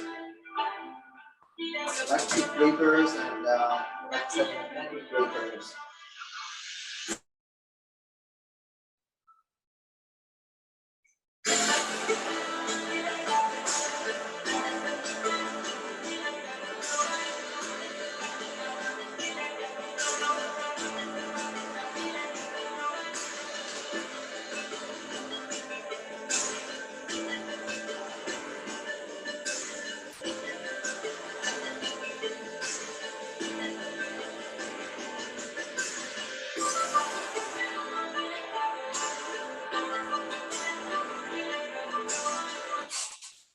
So let me pause here. We can see for different terminal vectors, which interface we use to connect really depends on terminal vectors. So for this Reaper, we use the air tube. We use the air pressure. So we have to connect to this air interface. But for some of the Reapers, for example, these magnetic Reapers, we have to connect to the communication cable to the I/O. But for this one, we have long enough cables, so we connect to the back face of I/O, and we have to fix this cable together with the forearm so that there won't be any mess. Let's go back here.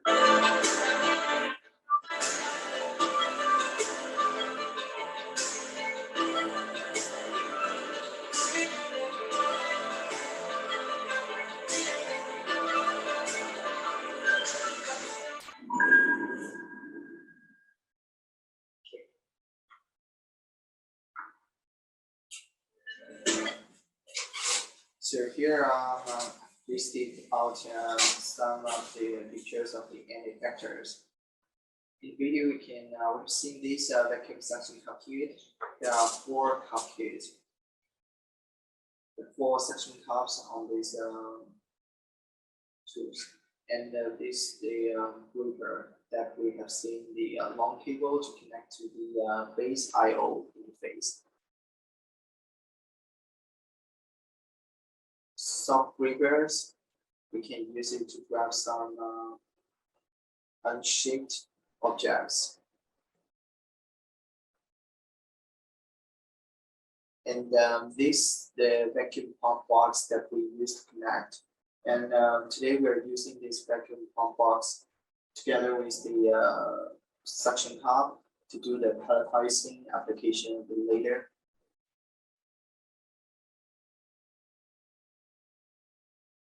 Also, about how to use this I/O, more like a virtual I/O signal. We have already did a little bit demonstration before. Open this I/O panel. We can see the status of different I/O interfaces. We could set up a virtual output, virtual status on this digital input 1, or maybe any number you like to trigger.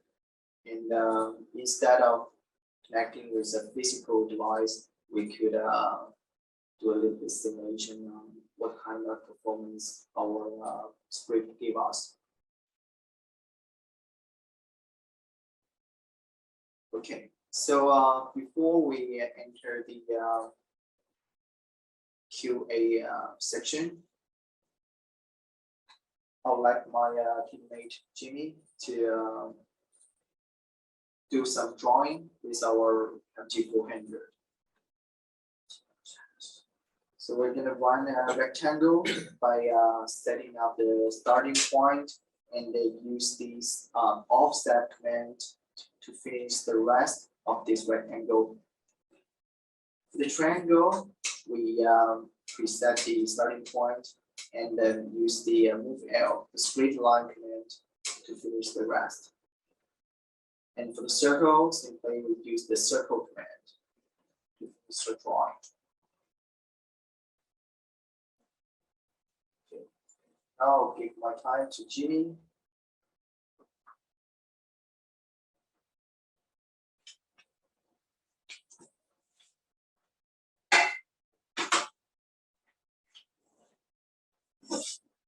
Okay, so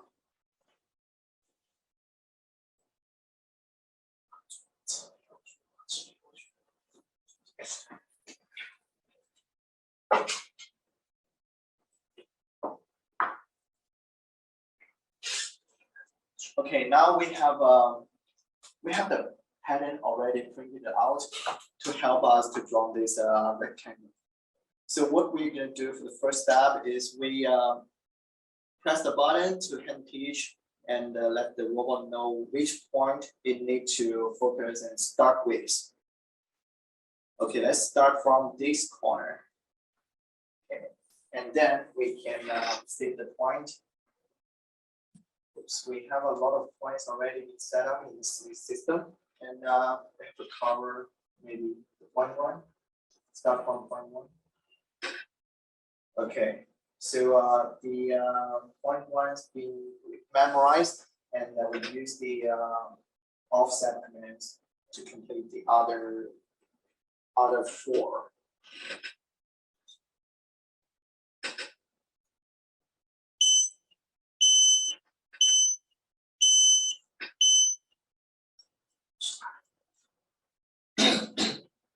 So do you want me to move the first point to some specific position?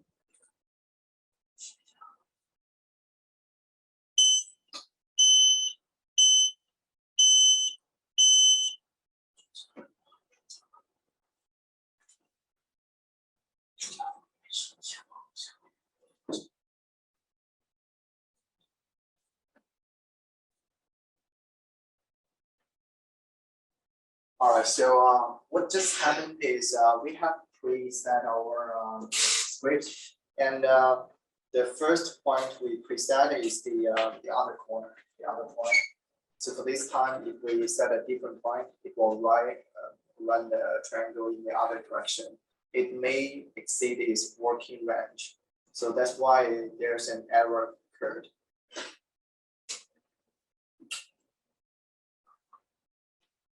So now, as we can see, in our predefined script, this will be the first point. Okay, so I teach the robot go to the first point, and the GE will memorize this point in the system, and click on the start, click on the running of the script. It will automatically run the predefined script, starting from the first point that we just defined.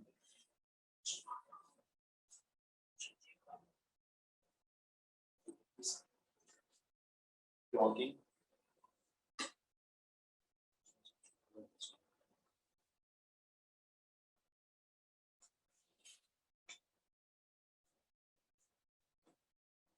Okay, we'll switch to a different pattern.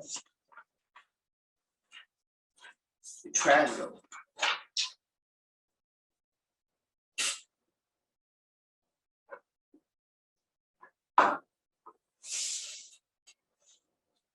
Similarly,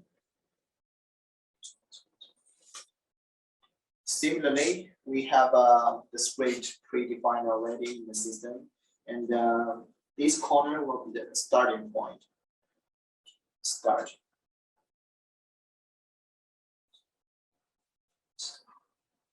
Okay.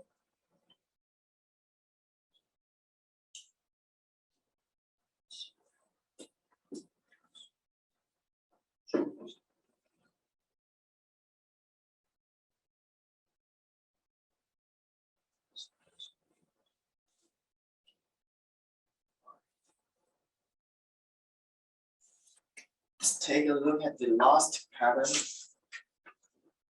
the circle.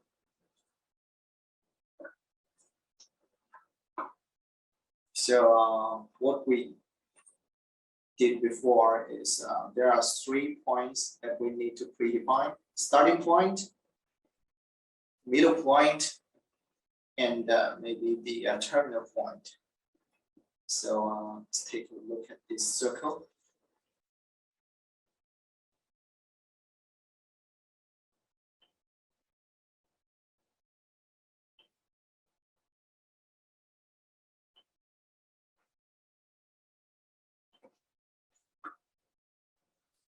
Okay, so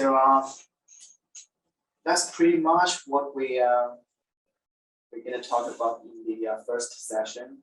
And before we go into some our break, is there any questions that you want to know? Oh, I'm going to unmute you guys.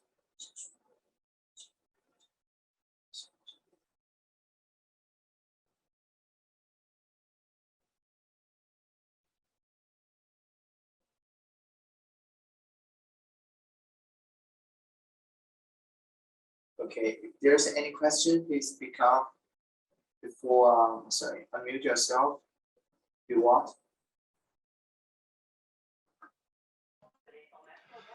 Hi, Jimmy. Hello, hello there. It's Zach. Please, I have a question about the other way to program the move by not description, but touch and hand touch. You have if you undo and go on the home page. Okay, Because I'll go to the home page. Teach and playback. Teach and playback, yeah, sure. Exactly.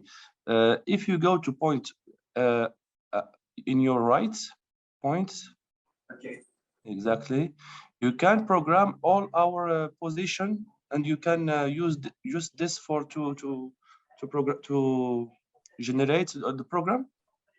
Yeah, sure. So so the hand teach button here on the device is mainly used to move the robot to some certain point.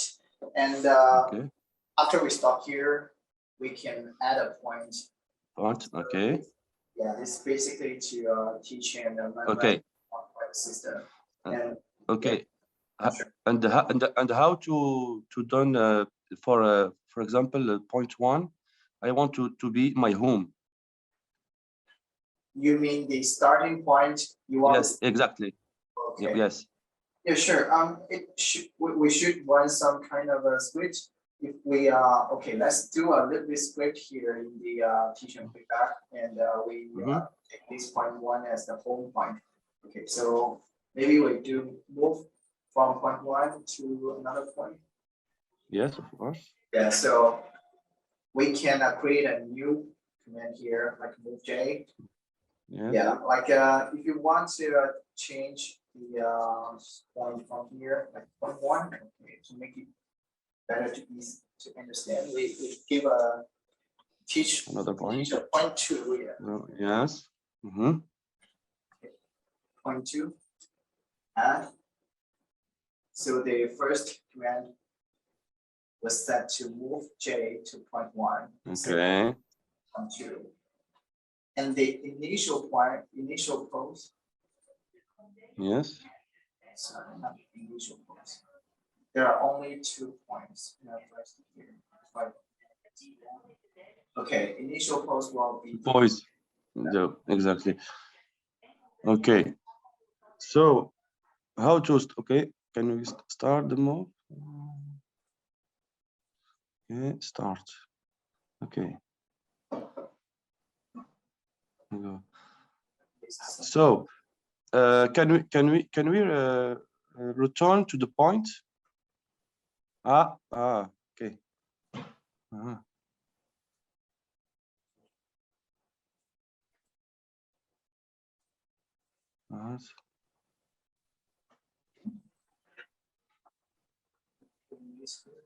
Where did you get the function of loop? Okay, I saw it. If you return to the point on your right, command point. Yeah, sure. Yes.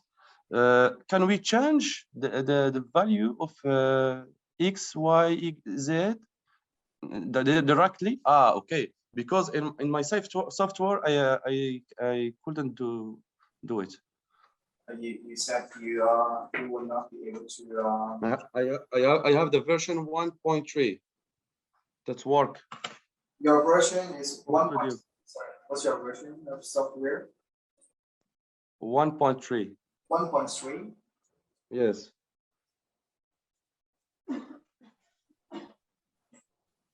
Yeah. So you can download. You have 1. Yeah, we have the latest version on the website already. Would you mind to? Okay. Okay. On the on your website. Yeah, on the website. Okay, because I did it. Show The you last version. Me? download. Mm-hmm.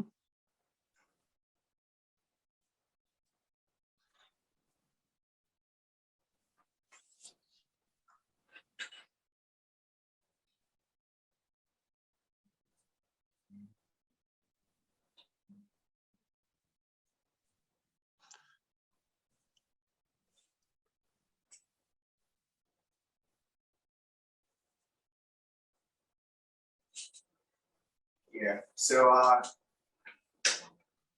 if you register your own account, log in, and Yes, of course.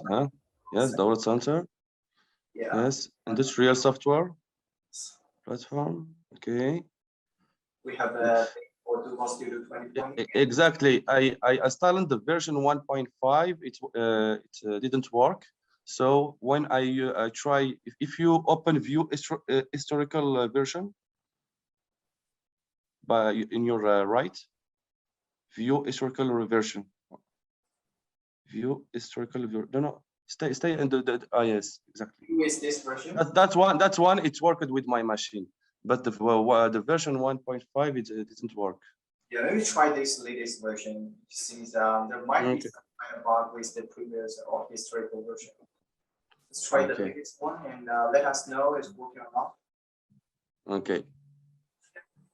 Okay, I'm gonna try again on the mobile.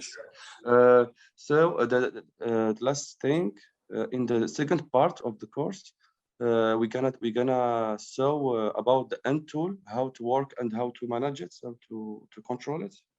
Speaking the terminal factors. Yes, the end tool, when the coordinates end tool for the end tool.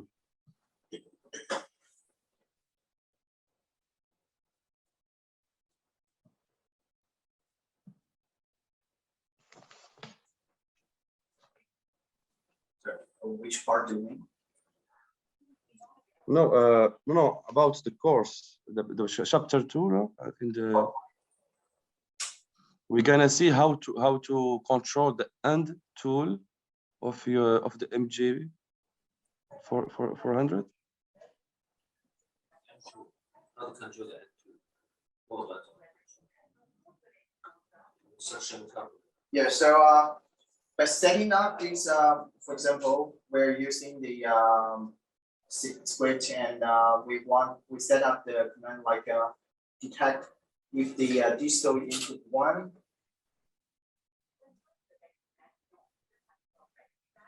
So for this command.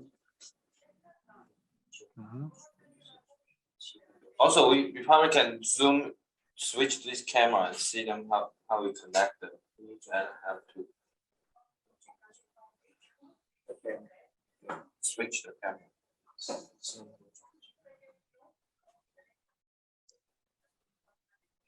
Switch the camera.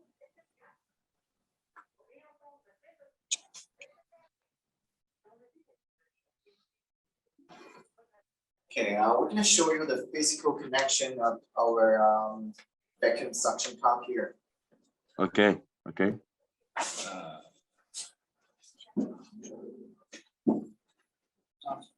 So you get the connect to the I/O. Yes. First, you need to find the pin. Wherever you want to connect, there's in and out. And then yeah, for example, if you connect to pin 4 on the program, you gotta Yes. Okay. set This is it. 4. Yeah. So after you connect this, and then you go back to the program. Okay. After finish the physical connection, that's the problem. What script we want to set up to trigger this actual action. So we can set up if we connect to the digital input 1 or Okay. 16, let's say with 2, we can set up a detect.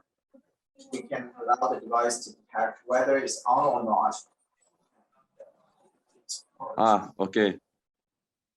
For today, the suction cup we use, there's 4 wire. One is 24 volt, one is ground, and one's for vacuum, and one's for pressure. So one is suck, the other one is for release. Okay. Here, we have the any of the physical, like the button to trigger this input. That's better. If we don't have, we can go to this IO monitoring page and give a virtual. Fixtures. Okay, virtual. Okay. So there's 2 ways. The first one will be the virtual one. Have it. And if you have it, just simply tap in. Okay. Have a button here.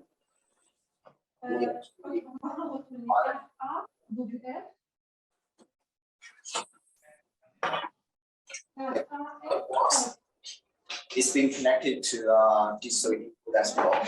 So press the button, the preset predefined script will start to run.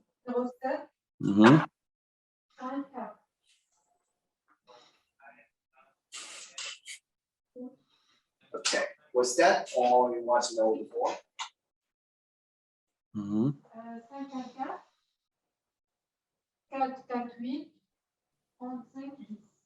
Is that?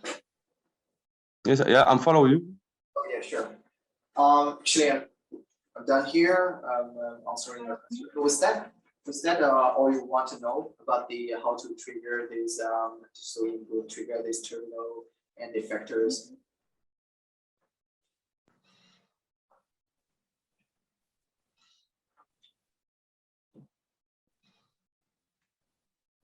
Is there any other questions?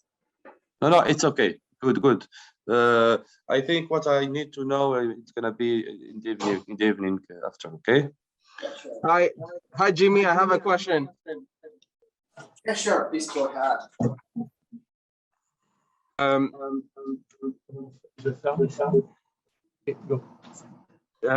having an issue with when I'm setting up the because I'm doing the tutorial at the same time you're explaining the tutorial. So I'm having errors. As you can see in the chat, I sent the error. It says Modbus waiting, client timeout, and it's not running the P1, P2, P3 that I inputted on the robot. No, it's not in the PowerPoint. I was doing it like on the side on my .bot studio. Okay. I could show you my screen if ever. Sure. Please share your screen. You can have a look.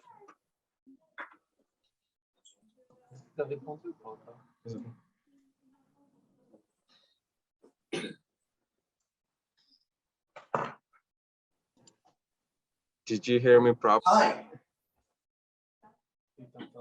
You mean with some issues? So you have someone who could answer my question, right? Yeah, sure. Yeah.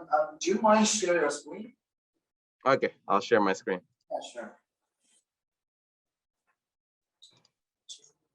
Sure. So this is my screen at the moment. What I did was I did 4, I equal 8, comma 1, comma -1, do CP50, L1, L2, L3, and then I set the points on my .bot. Well, do-bot, sorry. Okay. Let's take a look. And then every time I start running the script, it will go to debugger starting, debugger running, and that's it. There's no there's no moves, there's no move L, and the light goes green and then it's blinking. So I stopped it and started debugging it. And when I debug it, this is the error I get.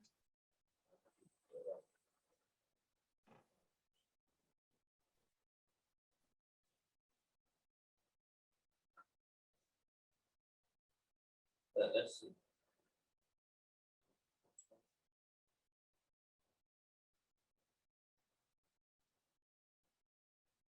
Okay.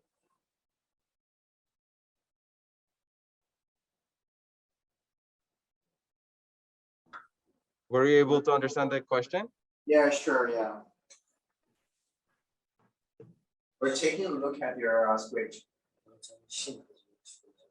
Yeah, so do you mind at a sync command, the capital S, lower Y and C, question mark, and below this move to P3.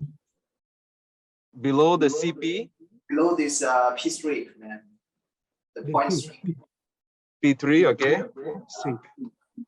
Okay. Yes. Yeah. Okay, below the P3, I do sync. Yeah. Okay, fine. And then I run it again. Yeah, please run again. Okay, so save.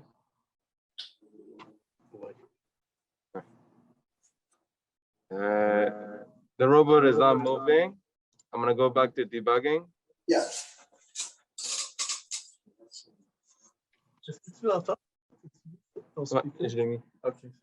Okay.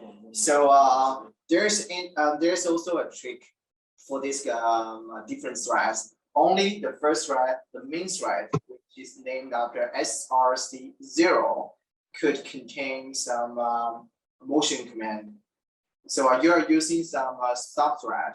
The motion command won't be available there. So please move the whole script into this the first thread, number 0. Okay, so let's go back. Yes. Copy. Paste. Okay. First line. No, he said that we need to go to source 0, not source 1. Okay. Okay. Right. I'll save it. Toujours Okay. Ok, détail. Ok. C'est Zach, ça? Ready? Okay. No, it's not moving at all. Give me a second. I'm gonna stop it. Start debugging. Ok, ok. Ok, ok, ok. Mon prénom, c'est Fatima Ezora. Should we delete the thread 1? Guys, you guys need to mute your mic. Zach, I can't hear Jimmy. Ferme ton micro, Zach. Ferme ton micro. C'est fait. Okay. Would you mind delete the thread number 1? Okay. You want me to? Okay, let's go. So line 2, right? Sorry, no. I mean the other thread, the other source. Delete the other source that you copied this from. Yes. Go to this source. Yeah. Delete it. Just close it. Okay, perfect. Delete. Okay, and then start again. Should work. Save. In split mode. I don't know. The green light is blinking though.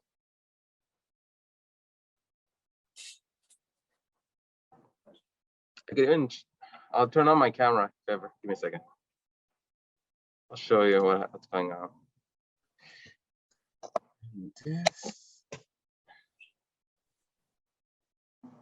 Are you able to see my Dubot? Wait a second. Second, please. Okay. It's just blinking green.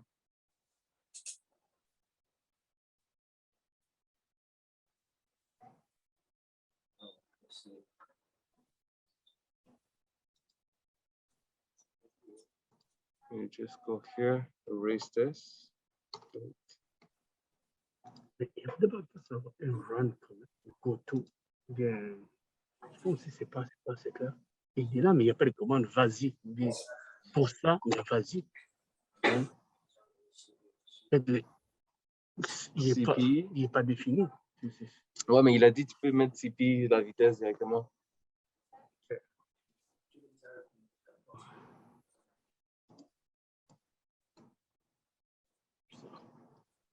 Stop it. Let's go for debugging again.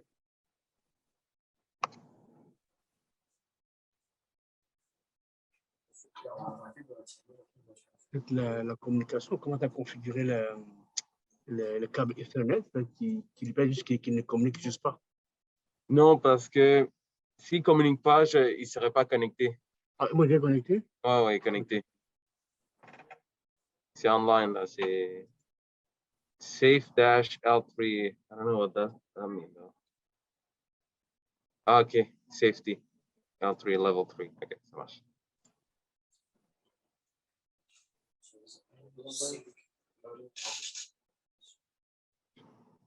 Je peux niaiser avec? Hein? Ouais, ouais, on peut niaiser avec. Ah, il ne bouge pas.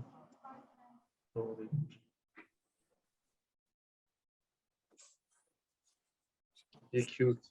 Collision detection and machine is suspect.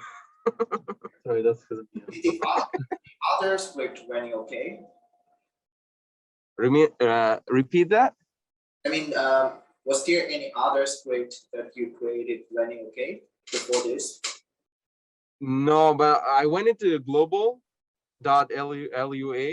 and I wrote something down. Do you want me to close global as well?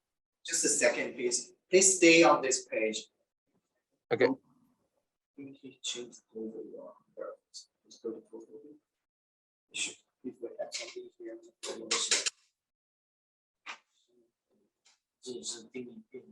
Okay.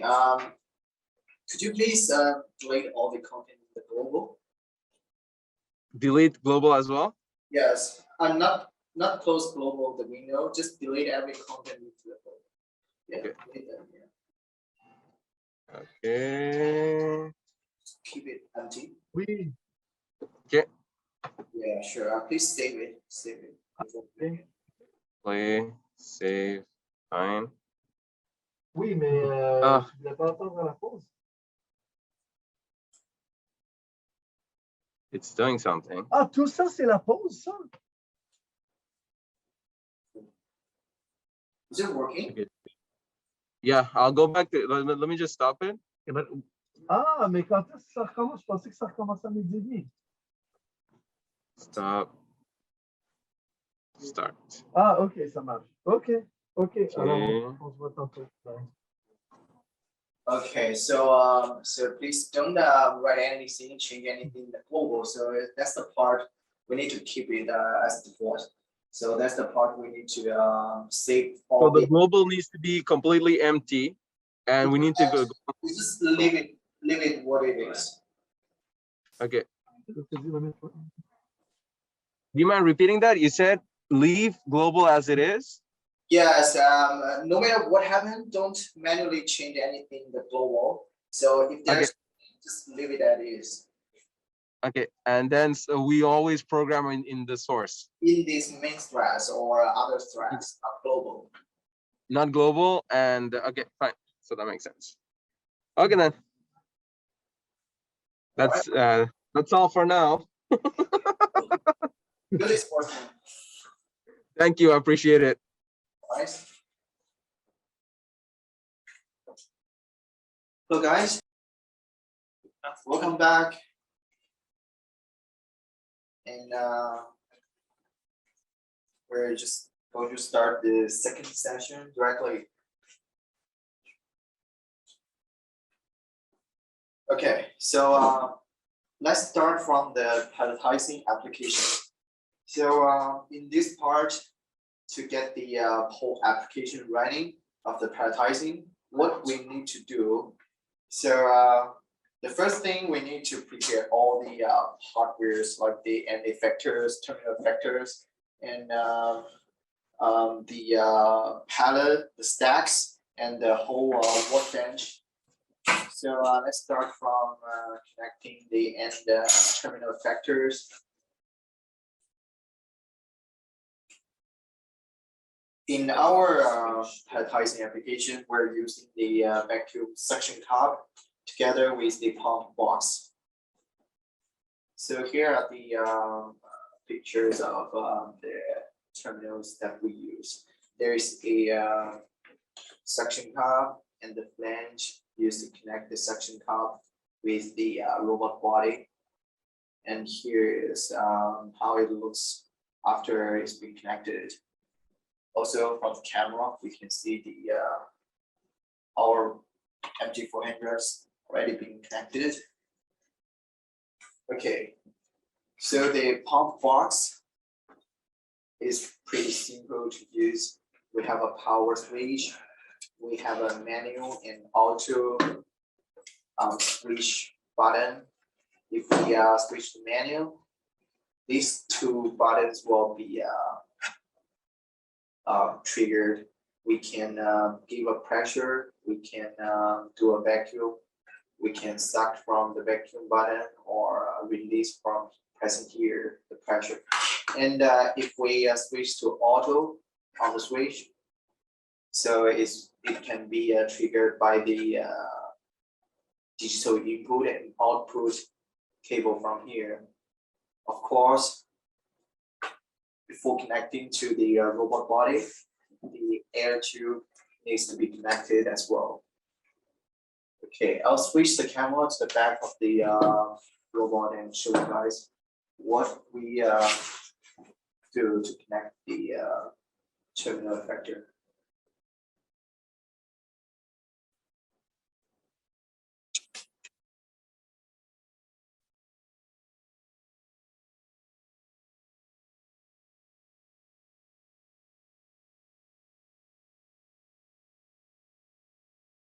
The vacuum to our MG400.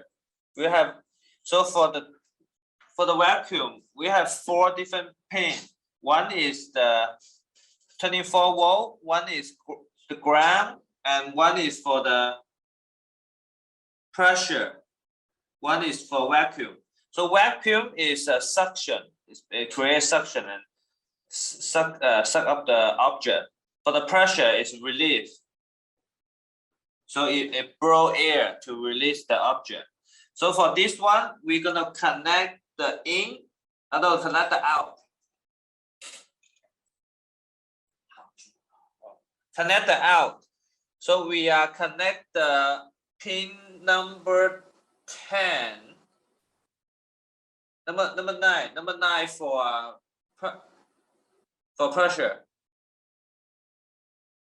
Number 11 for vacuum. And after we connect all the pin, we can start program. And we can control with the I/O. Yeah, so finish the physical connection. Let's try, is it working from the input and output panel? See if we connected correctly or not.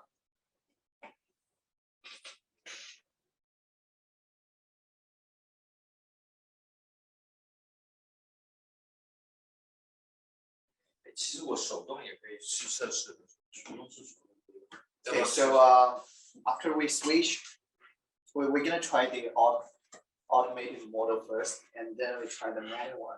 So let's go to the.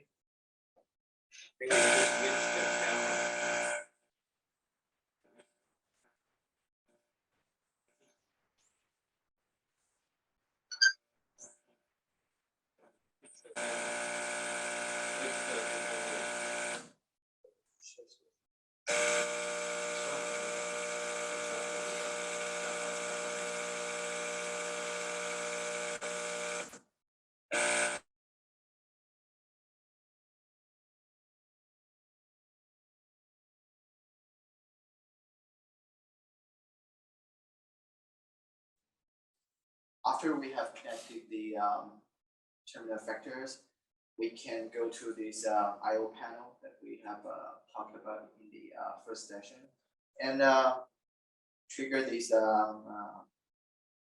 digital output number 9.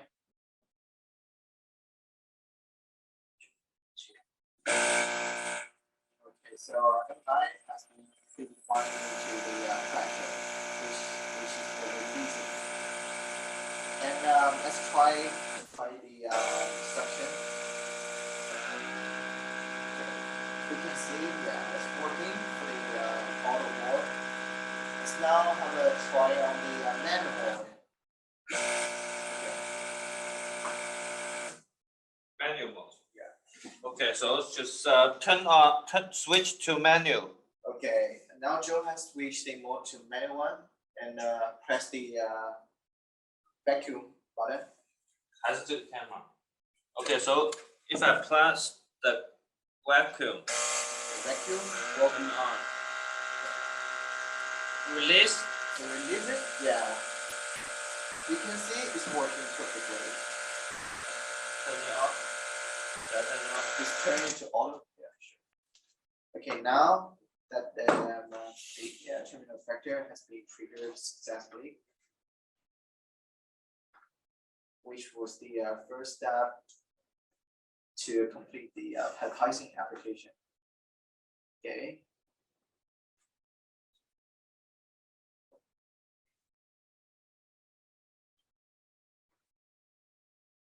Okay, so second part will be predefine and set up the user coordinate system and the tool coordinate systems. So let's start from the user coordinate system. We have quickly passed in the first session. In the software, the user coordinate system has is to define the workbench system. And if you in the real application, if we switch between two different workbenches, we need to create two different user coordinate system to allow one single script to be running perfectly. I'm gonna do a little bit demonstration on this part so that we can understand easily about the coordinates. Okay.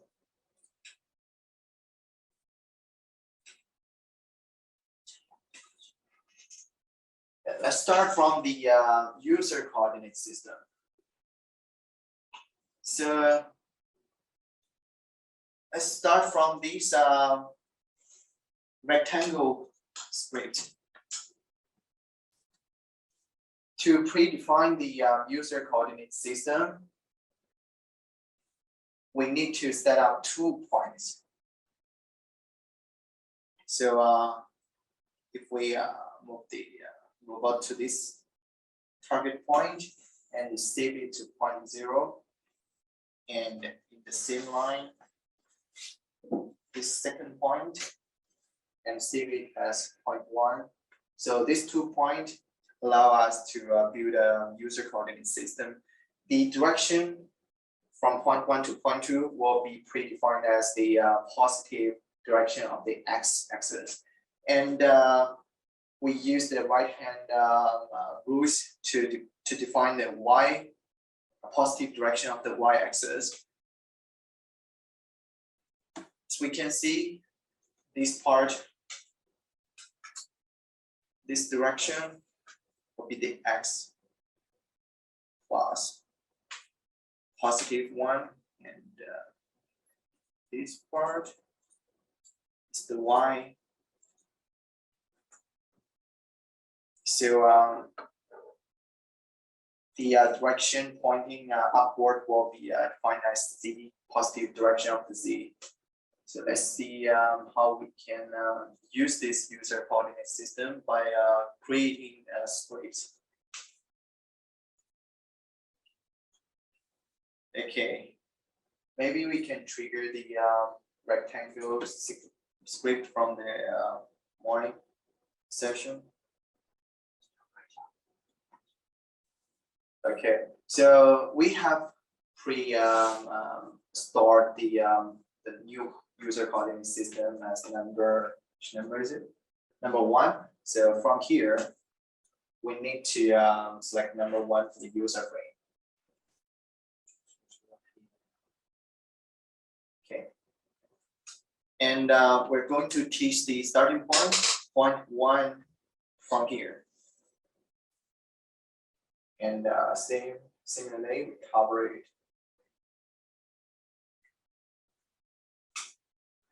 Now, let's take a look at how it goes.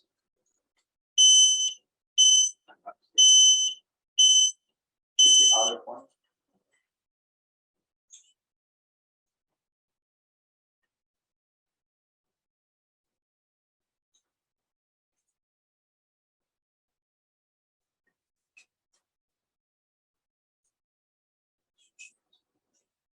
Maybe we will write a new script. I think after we create a new coordinate system, the base point will be changed. Please give us a second.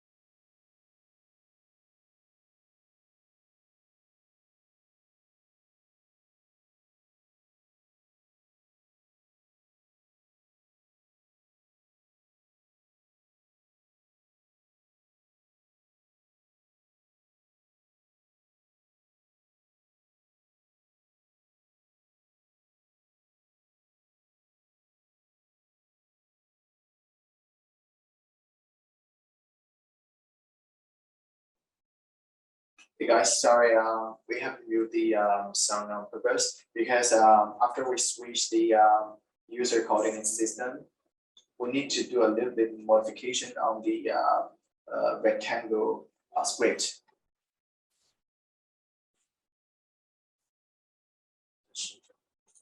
你先在这个点数。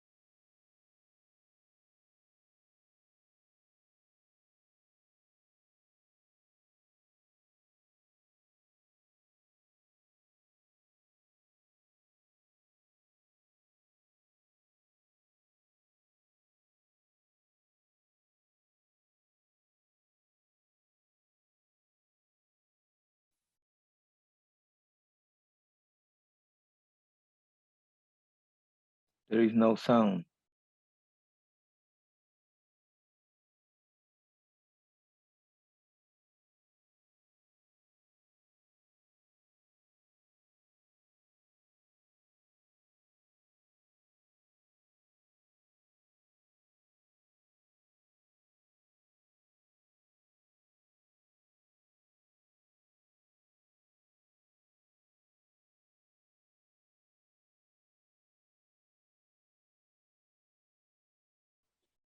Sorry, guys. We've experienced a little bit modification issue. Now it's working. So we have defined a script to allow the robot to move shape of rectangle here. And so we are running under the user coordinate system 1 that we just created. So in the real application, please stop the script. What if we change the workbench? For example, we finish the first workbench and there's a second workload here, and the position of this workbench are different, like this. It's been put into a different workbench. So what we need to do is we can leave the original script as it is. We just need to create a new user coordinate system. So let's take a look. If we run the old script, so if we still keep the old,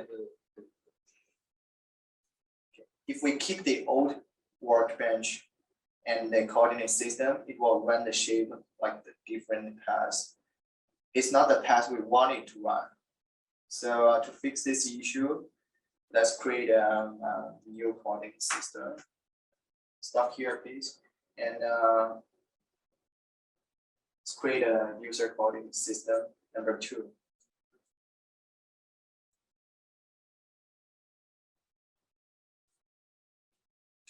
Okay, so find 2 points, same as before, on the track we want the robot to run. We find this same 2 points, point 1 here and saved, and the other point 2 here saved. To create a new user coordinate system, click OK to save it. Okay, so we can keep the script same, and we just need to switch to the new system number 2. And then let's try again to see if the track is what we want or not.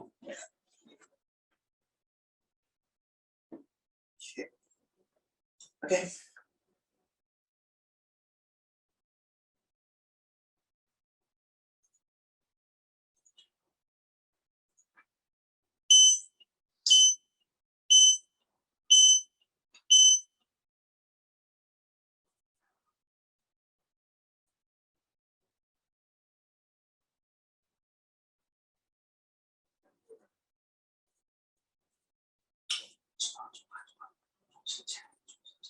Okay, some small issue. We'll create the coordinate system again.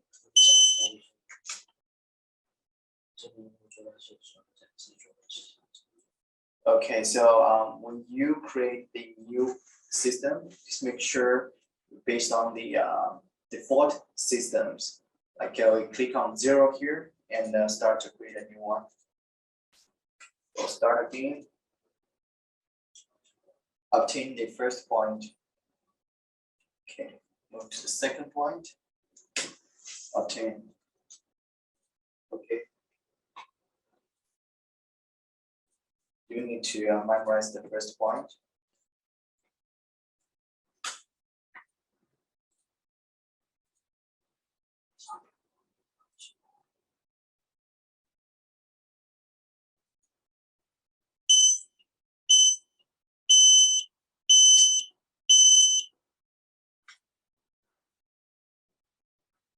Did you? Sorry, guys.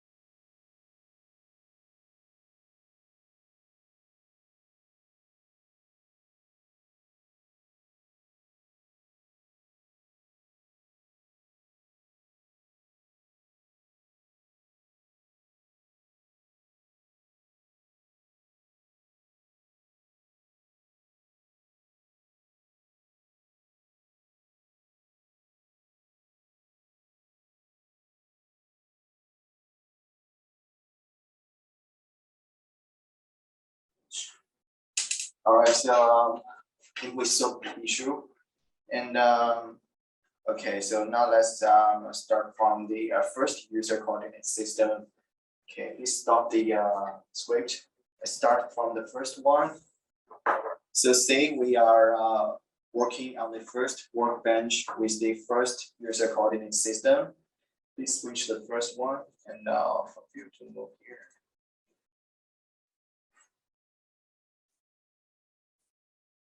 Okay, let's start the first. Say we're working on one of the workbench here, and we're finishing this one, and there's a new workbench need to come in to for us to work on. So, but the position of the workbench will be look different, so that it requires us to build a new user coordinate system, since we don't want to change anything about the script. Okay, so stop this one, and the take off the first one and come in the second one. And what we need to do here, we keep the script and build a new coordinate system. Let's create the coordinate system again. By 2 points, obtain the second point, become okay. Okay, so what we need to do now is store the starting point. Okay. Yep. So we are using the same script, but just changing the user coordinate system allow us to work on 2 different workbenches.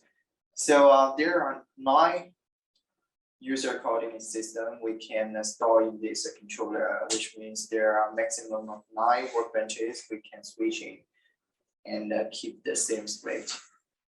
So this is basically the use of user coordinate system.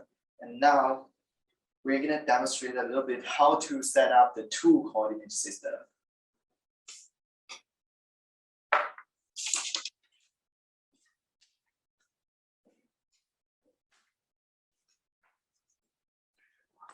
Okay.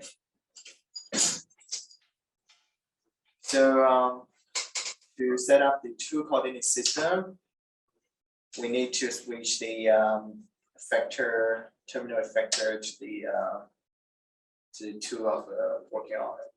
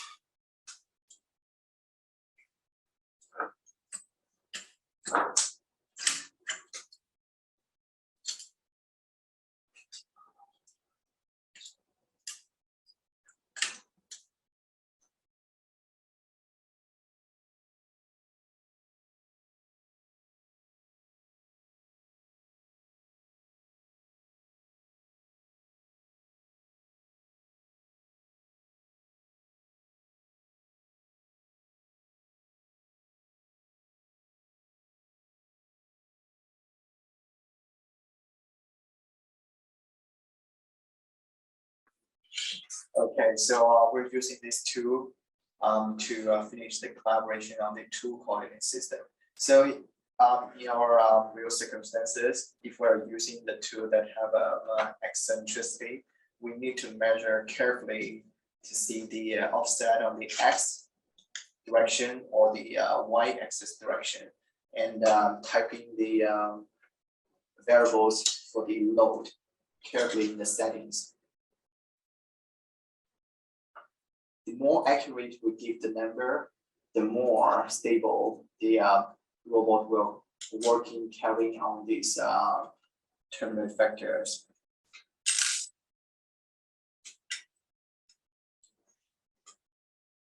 Okay, so we're going to do the collaboration on the work two coordinate system by setting up the two targeting points from each side. So we're doing the first point and going the offset for the one side. Okay. So the second point, we're gonna move it to the other side and keep it stable. Keep these two pointing to the same point, and we're gonna save both of the points, and then the controller will calculate the center of this terminal factor automatically. Okay, so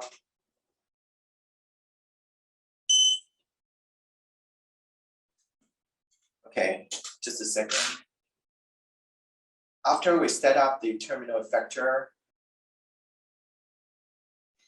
when we do the jogging on the drawing 4, like okay, let's keep moving. See this part, the center of the new factor, terminal factor will be memorized by the system. No matter how we jogging the robot arm, it will keep pointing on this single point.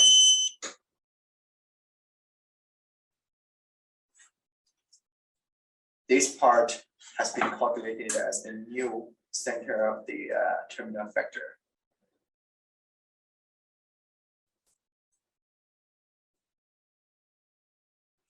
Okay, so maybe it's better, it's simply for us to understand how this improve the performance. So we're gonna take away these two and see how the robot will perform without this factor.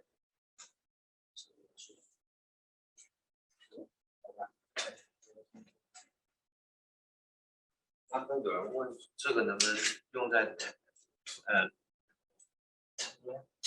我 teach and play。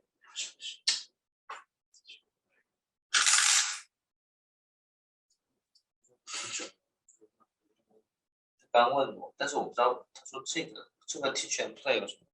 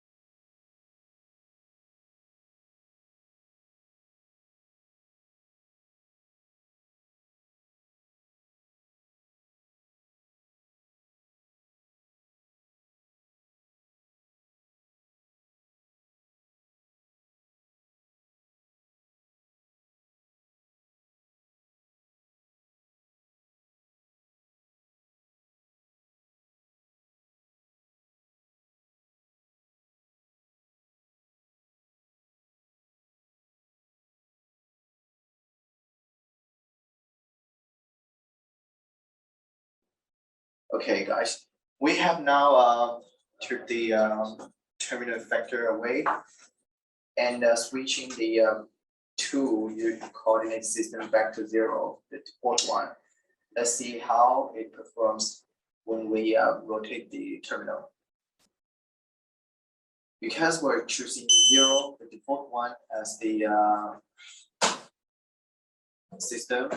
Now it memorized the center of this suction cup and then rotate around this point.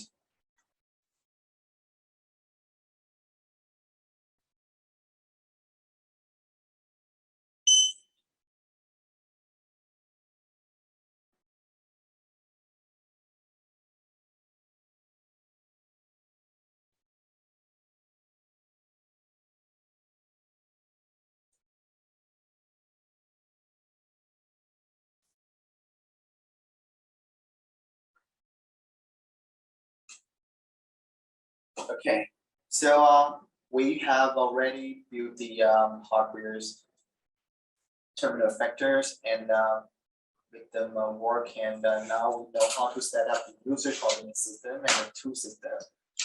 Now it's time to do the actual palletizing application.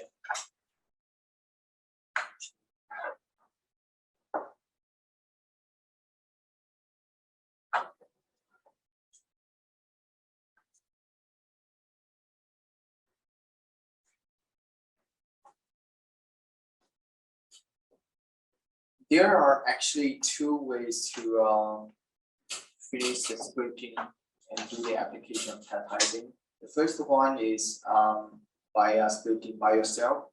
The second one is using the palletizing process that has already been integrated into the system on the software platform. So we can provide both of the scripting.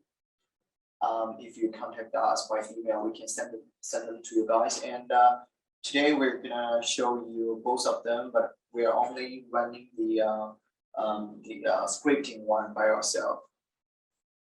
So for this application, we have 6 stacks waiting to be unstacked from the area on the left, and we're gonna move them into 2 layers to the other palletizing area. Let's take a look first how it works.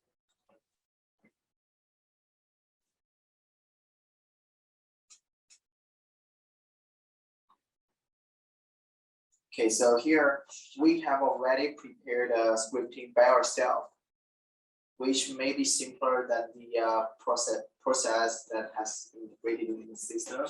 And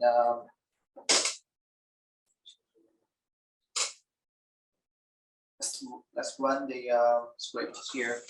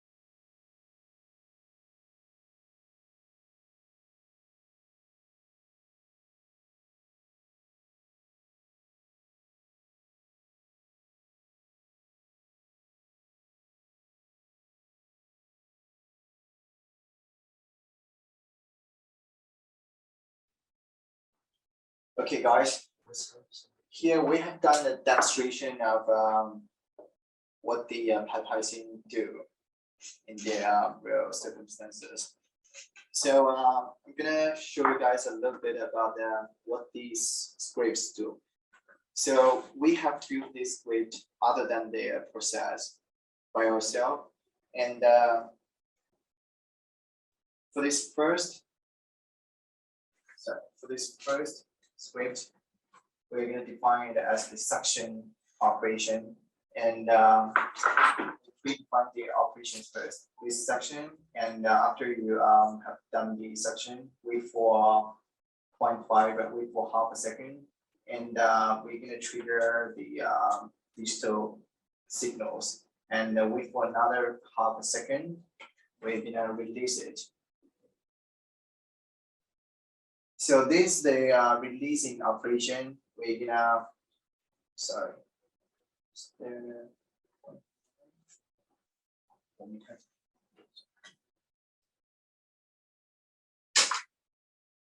Is this the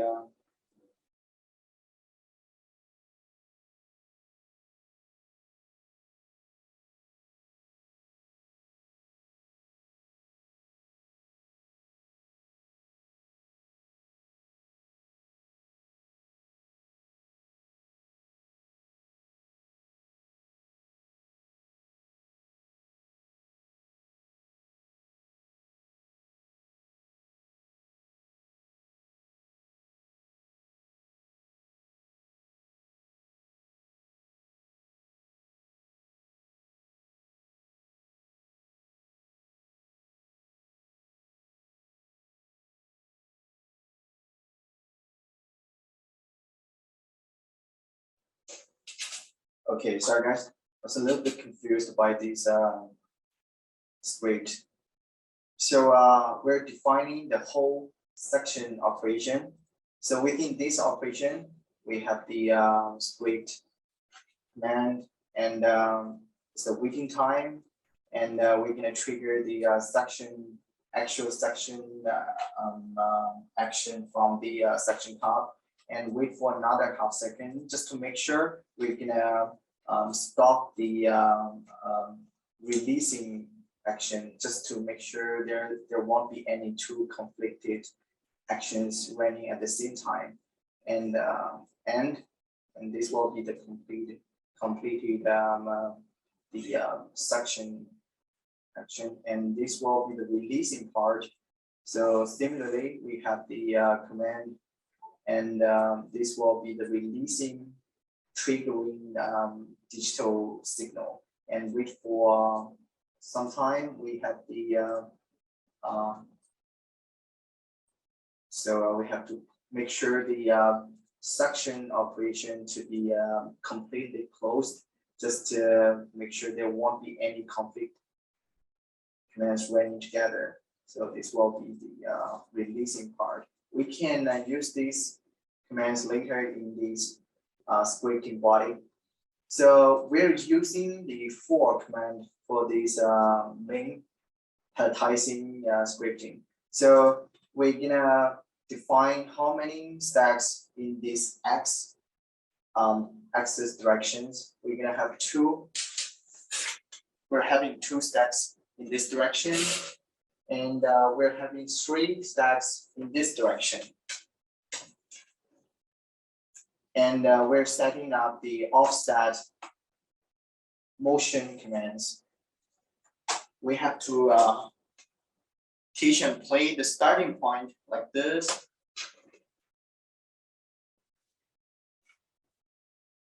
And write the offset command, allow it to move a certain distance, the second one, third one, and operate on them one by one.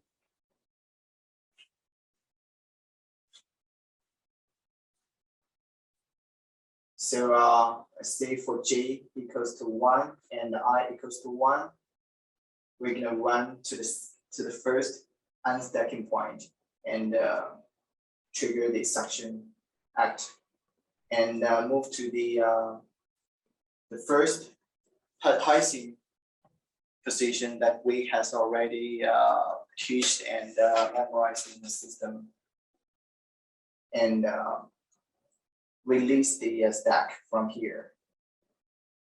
Similarly, for j equals to 1 or 2, and for I equals to 1 to 3, we're gonna do all these actions from the first stack to the 6th stack, one by one. by setting up this for command. So this number is the distance between two of the stacks that we has already used and predefined here. And this number here is this height that we need to do the palletizing to 2 layers. So we have to predefine the height that we want the second layer to be at. And I'm going to share this script to you guys after the session so that you can have a run on your own robots. So let's trigger it again to see how it actually runs.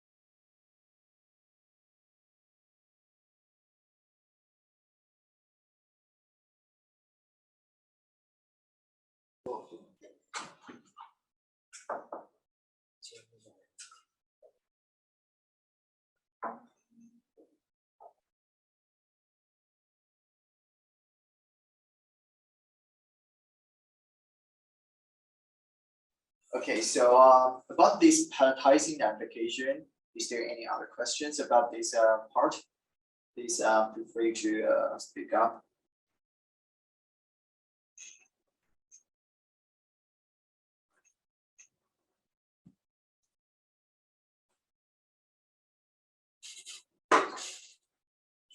Okay, so I've seen someone wondering what sync command do exactly in the code.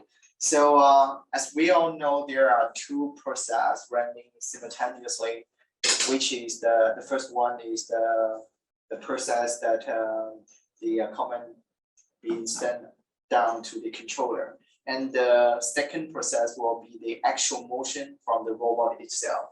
So for most of the times, these 2 processes won't be synced together since the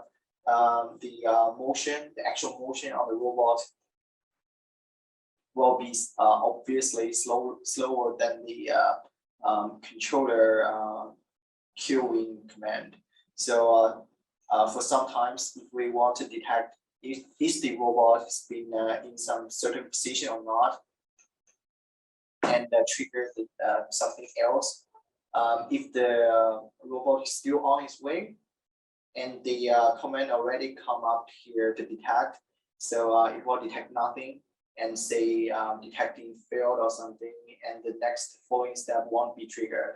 If we add the sync here, and we met the detecting, so the detecting operation will wait until the robot finish its operation, and then detect if the robot's in position or not. So there won't be any misunderstanding between, so that we came failed on this rate. So it's basically the sync command is just the sync between the actual movement to the queuing command from the controller. So it's just tell the command to wait until the robot finishes work, and let's see it's done or not. Don't do it too early before the robot actually finish the work.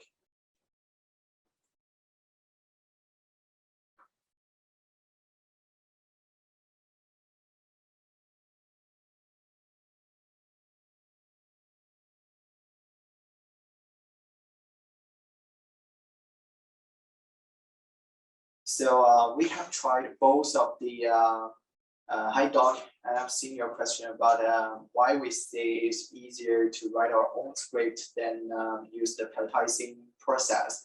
So we've tried both of the process, the pelletizing work.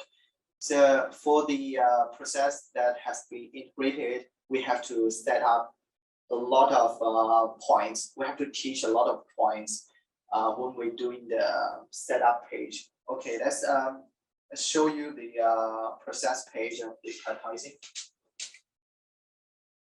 Okay.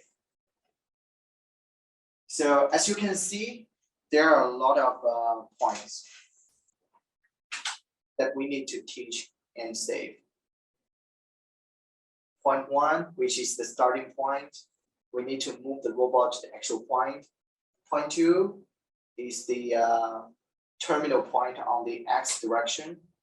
Point 3 is the terminal point on the Y direction. And point 4 is how many layers you have. You have to give the highest layer above the point 1, the starting point.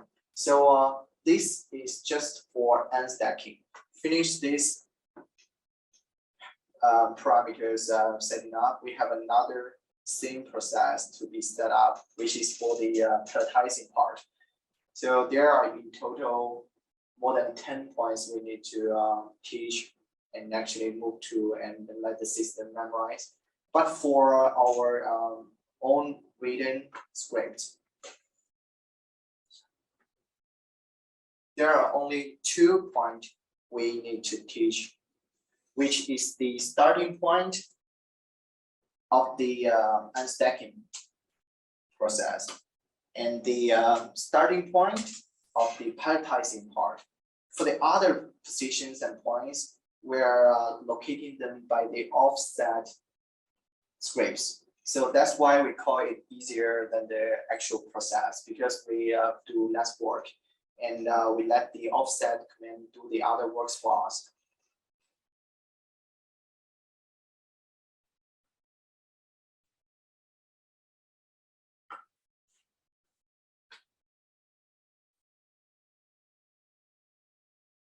Okay, cool. Is there any other questions about this pelletizing?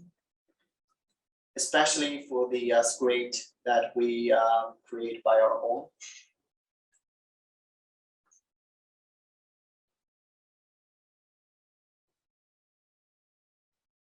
Okay, maybe it's better we go more about the pelletizing process that comes with the system. So as we showed you guys before, when creating a new process,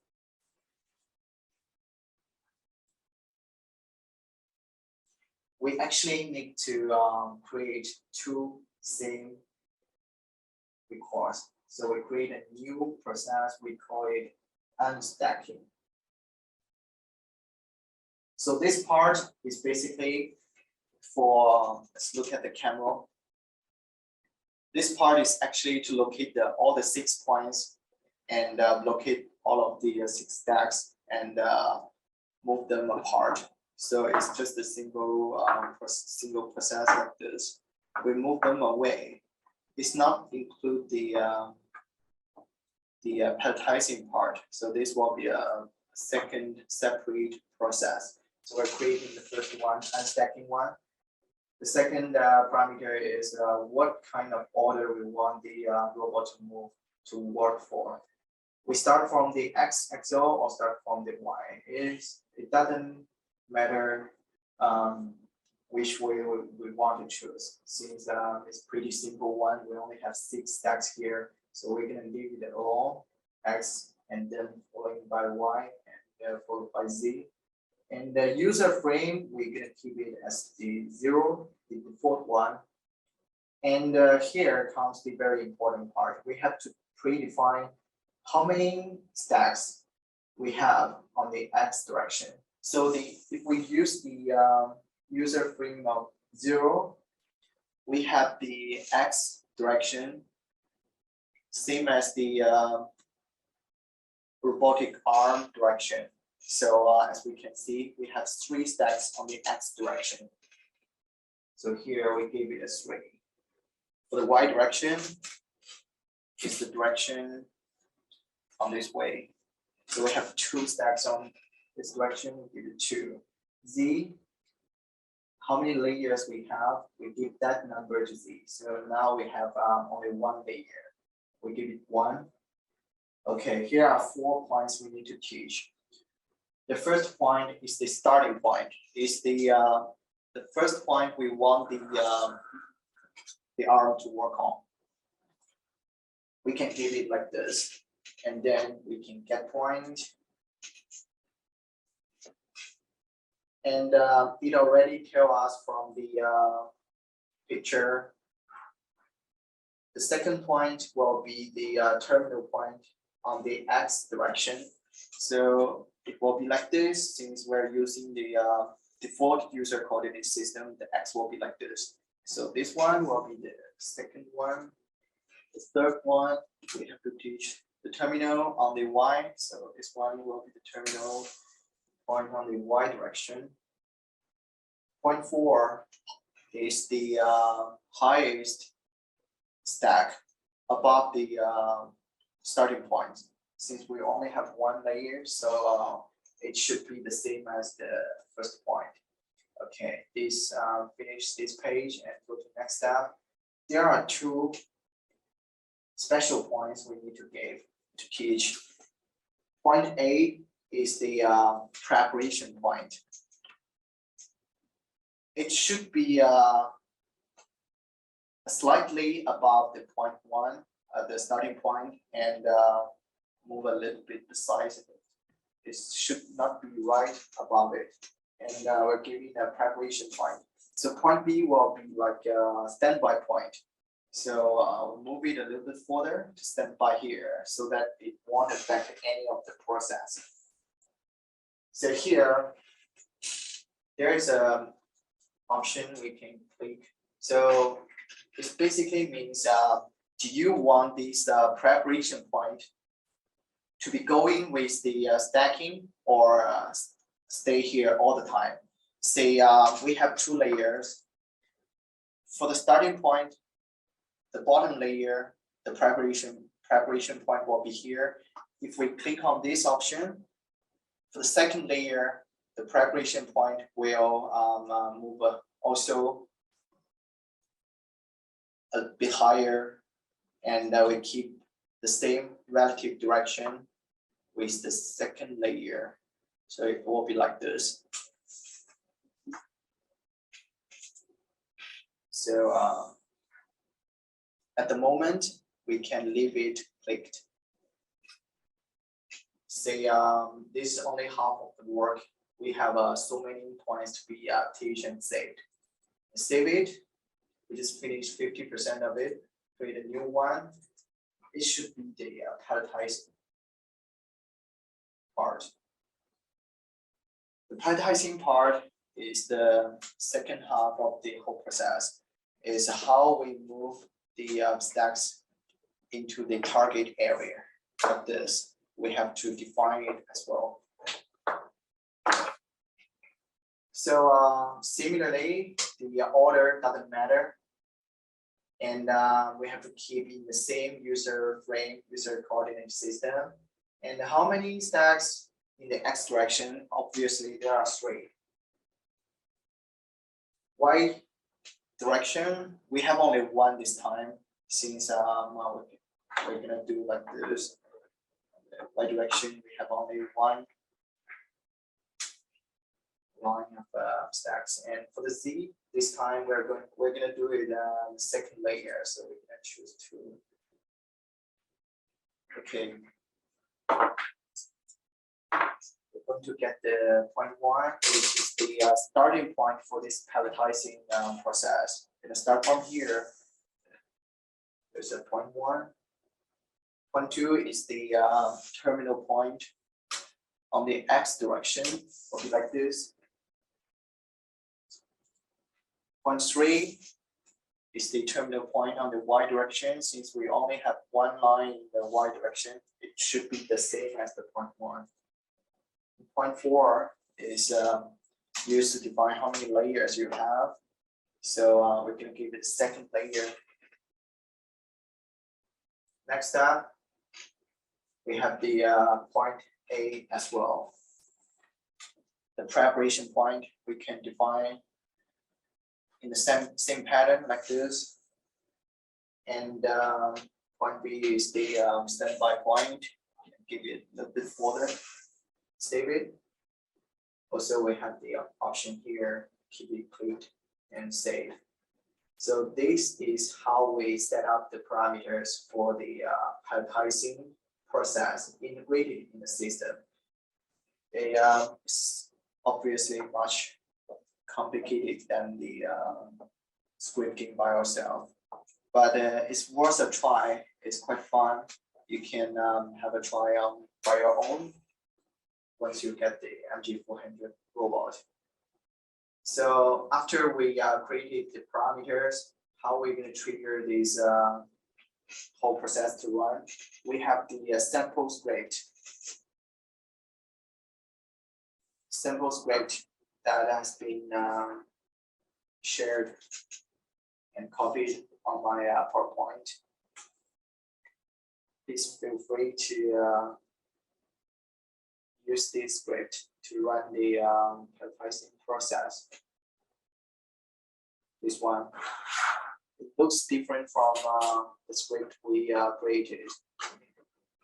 The first two,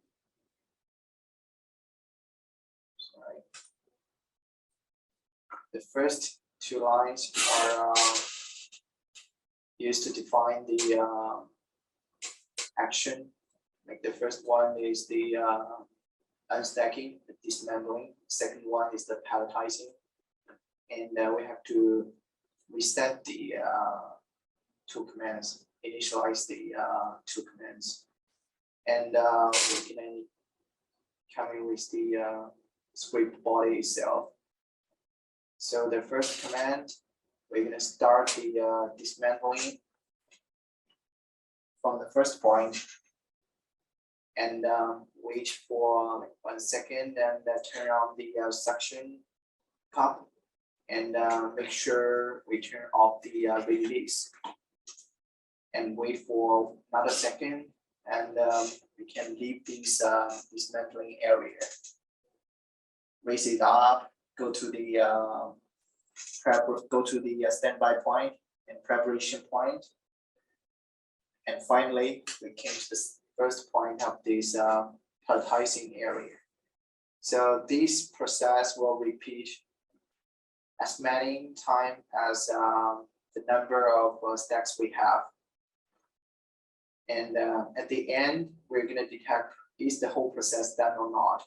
We can check whether the palletizing is completed.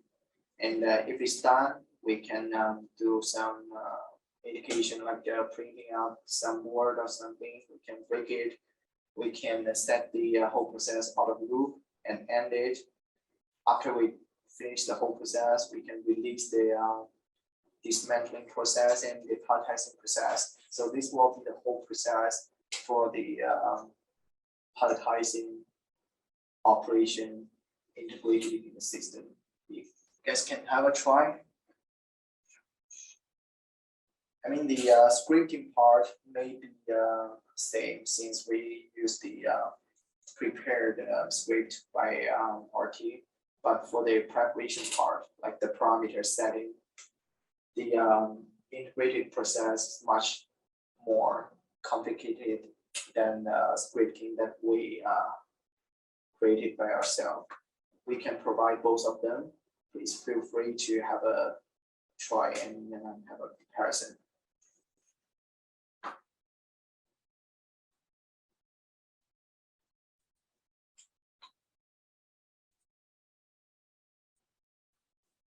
Let's get started and continue from this remote control part. In this section, we have remote control through I/O and remote control through Modbus. Just to be clear, this part we're going to only cover some very basic knowledge and introduction. So for details and advanced application, we're going to cover them in the advanced functional training, probably next month or the months after that.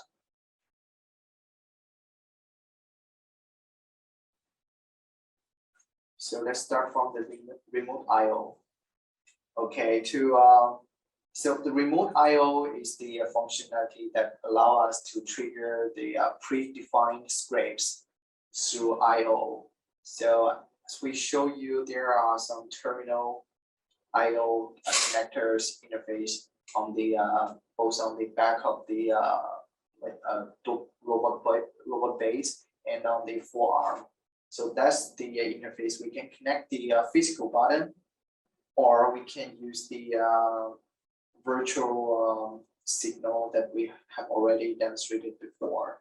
So for this remote IO, we can, after we set up all the configurations, we can leave the PC computers alone and trigger the Dobot to run the script only by connecting the button.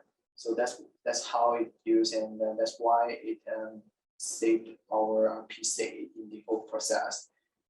In the real circumstances or in the factory, there may not be enough space for us to put a PC somewhere near the conveyor belt or the production line.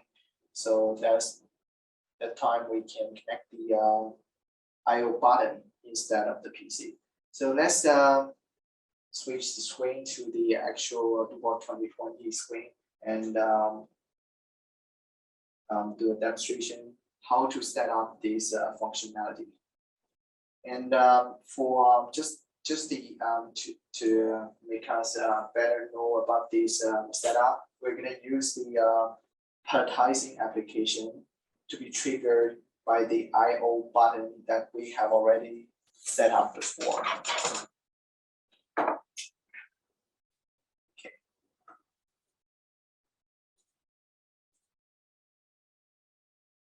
Okay, so starting from the physical connection, let's see how the button is being connected to the robot. The connection of the button.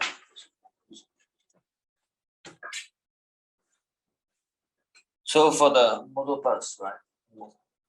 IO.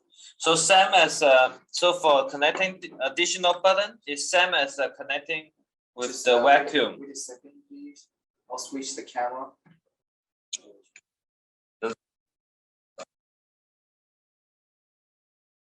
Zoom out a little bit.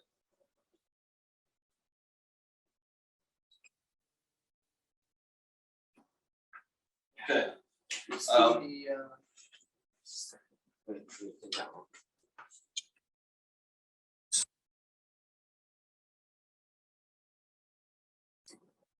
And use this MG400 without your laptop. So on the field, right?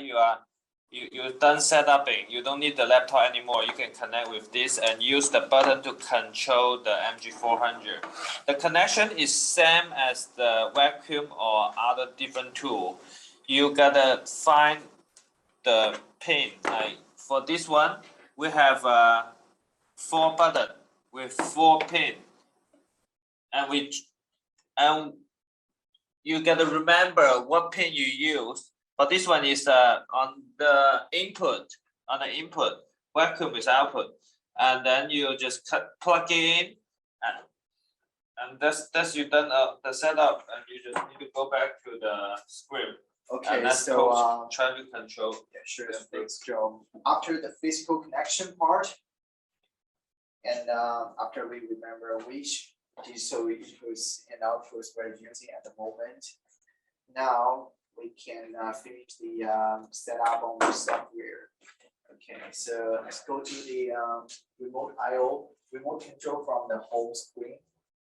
Yes, it's this one, and switch the move to remote IO. Since we have already memorized which digital input and output we're using.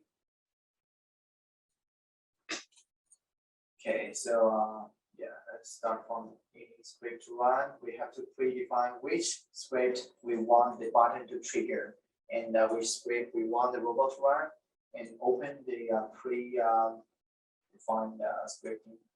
We're using the palletizing one before, and for this part configuration, we can customize different functions with different digital input and outputs to meet our requirement.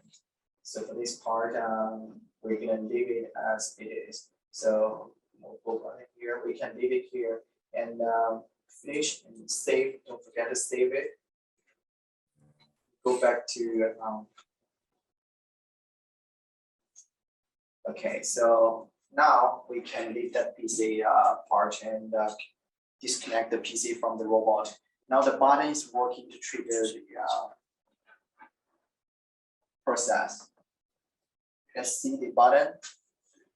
It prints the green one that we already defined as triggering.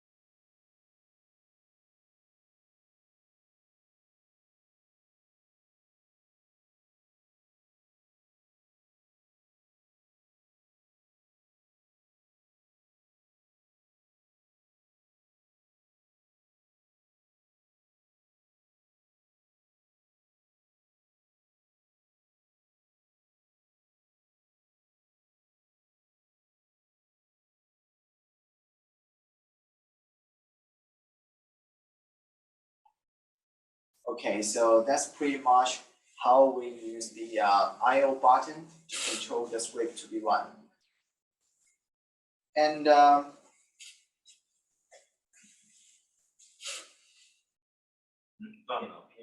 so the I/O connection on the base is PNP type, but yeah, and the I/O on the forearm is also PNP.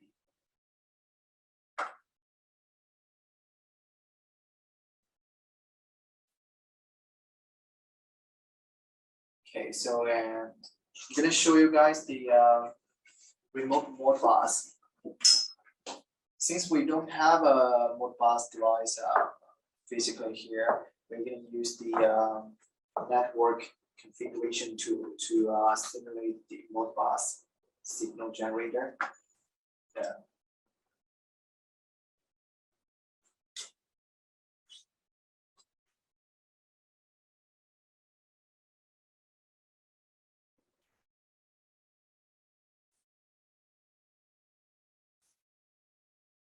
Okay, so as you guys can see, we use this small software to simulate the mode bus. Okay, we're gonna change the coil number so that we can trigger the same process of pelletizing. Okay, so please slowly start from the beginning. We're gonna define the IP address that we use to connect to the robot, which is 192.168.1.6, and the service port, and the connect. We need to set up the tab of the connection. We need to set up to remote mode bus TCP server, and then that's pretty much it. Okay, so go to the remote control mode switching. We switch from the remote I/O. Okay, go back to the Duval Studio 2020. We switch the control mode to remote mode bus. And similarly, choose a process you want to run. We're gonna leave the pelletizing here. And similar to the remote I/O, there are different functionalities you can customize by your own, like the command of start, pause, stop, resume, and emergency stop. After you set up those definitions, don't forget to save it.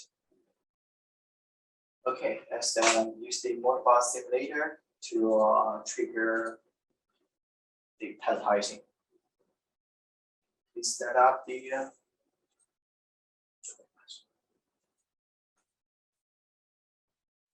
we change the coil number to 1 since we have defined 1 to be running.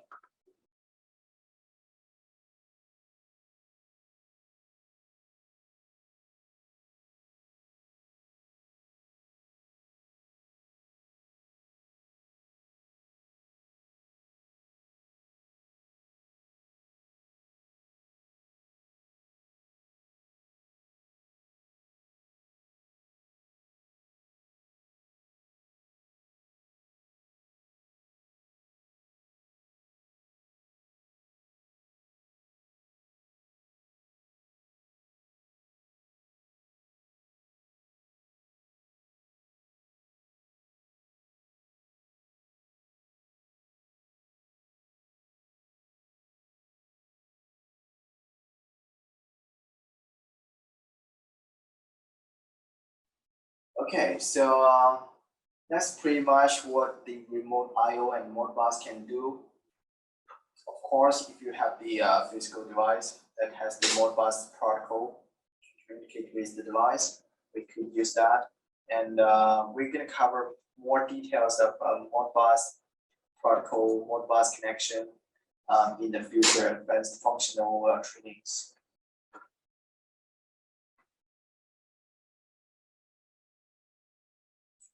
Yes, sure. With Modbus communication with the PLC, we can. It's also the content from the advanced functional training in the future. Well, let you guys know when the training can be carried on, and if you have time, please feel free to attend that training.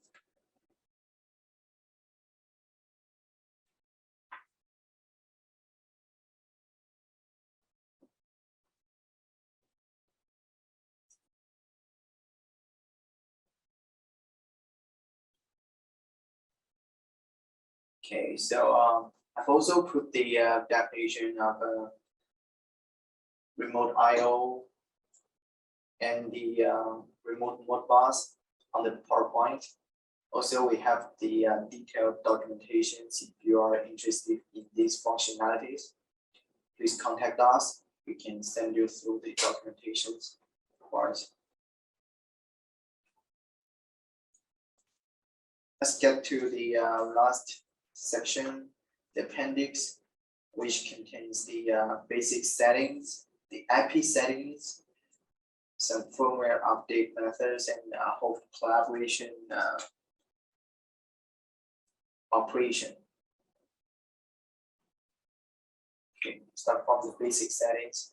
So we have also introduced this part in the beginning of this session. So in the settings page, we have the common set and the basic setups. We can change the device name and trigger the initial pose. We can change the IP of the line 2, even though we don't suggest you do that. And we can check the collision detection level and choose what reaction we want to do after the device detect the collision. Level 1 to 5, stop after there's a collision happen, or resume after 5 seconds collision happen.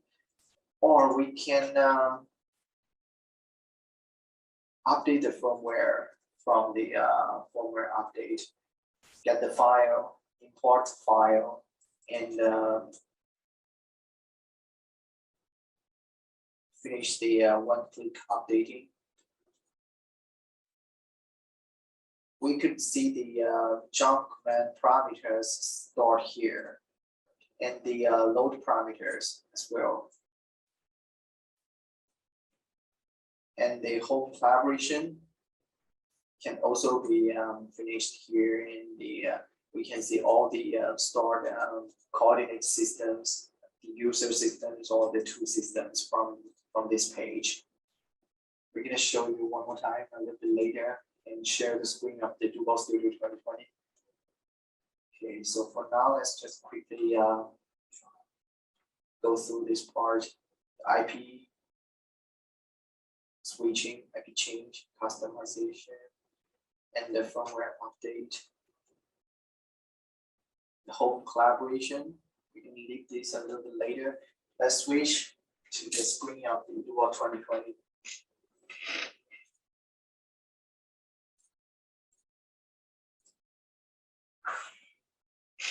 Okay, as we can see again, under this burger menu, we see the settings from this page. Language can be changed. Some basic informations that we can get from here, including all the firmware version, server version, controller version, and we can customize our device name.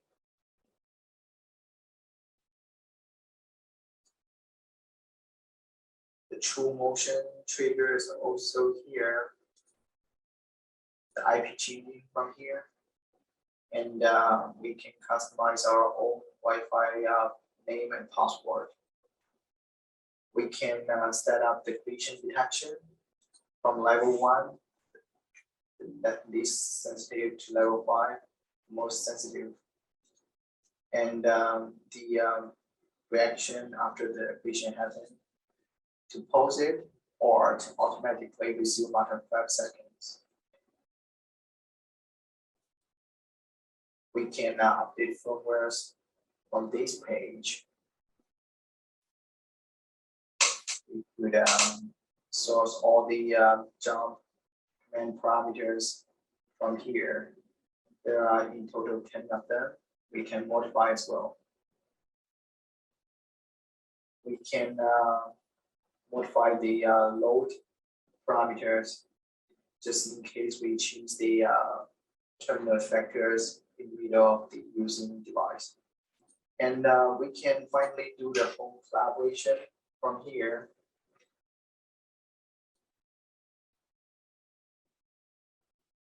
Okay, I'm going to show you from the camera how to do the home collaboration itself.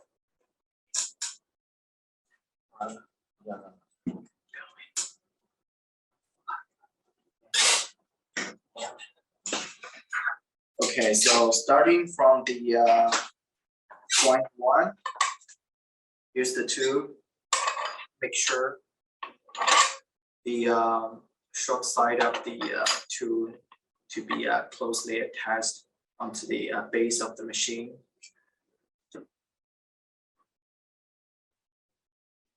Hold the tool tightly to allow this joint one to closely attach to the tool to make sure there is a straight line pointing forward of the machine. So after we do this, the joint one can be insured, pointing the home direction. And joint 2, as we can see, there is a small gap. And there is a small part on the tool. We can insert this tool into the gap so that we can make sure there is a 90-degree vertically. Similarly, we move the joint 2 part and closely attach onto the tool to make sure there's a 90-degree for joint 2. For joint 3,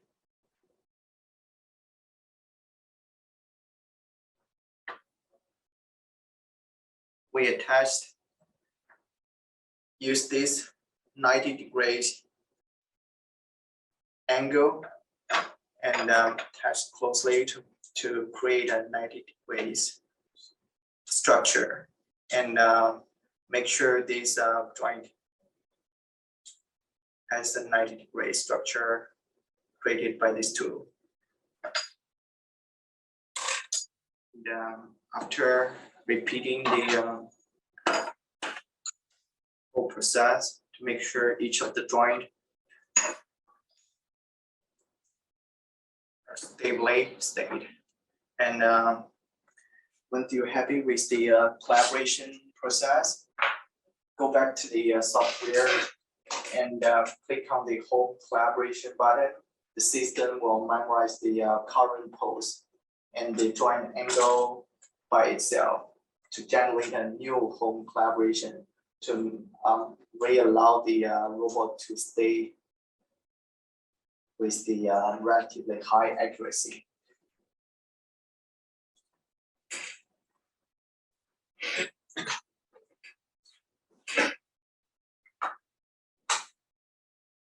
Okay.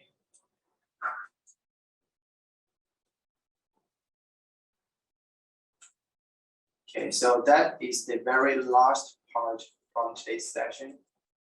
We have done the collaboration, which is exactly what we said on the PowerPoint. The instructions can be sent up from us. We have a documentation in detail described how we can do this home collaboration, but it's pretty easy. If you get the tool, you can easily finish this process. Please do a couple of practice, and you will get it handy. Okay, so that's pretty much we are going to talk about in this session. So thanks for listening. Is there any other questions about anything about the MG400 robot? Please speak up or type the question into the chatting area.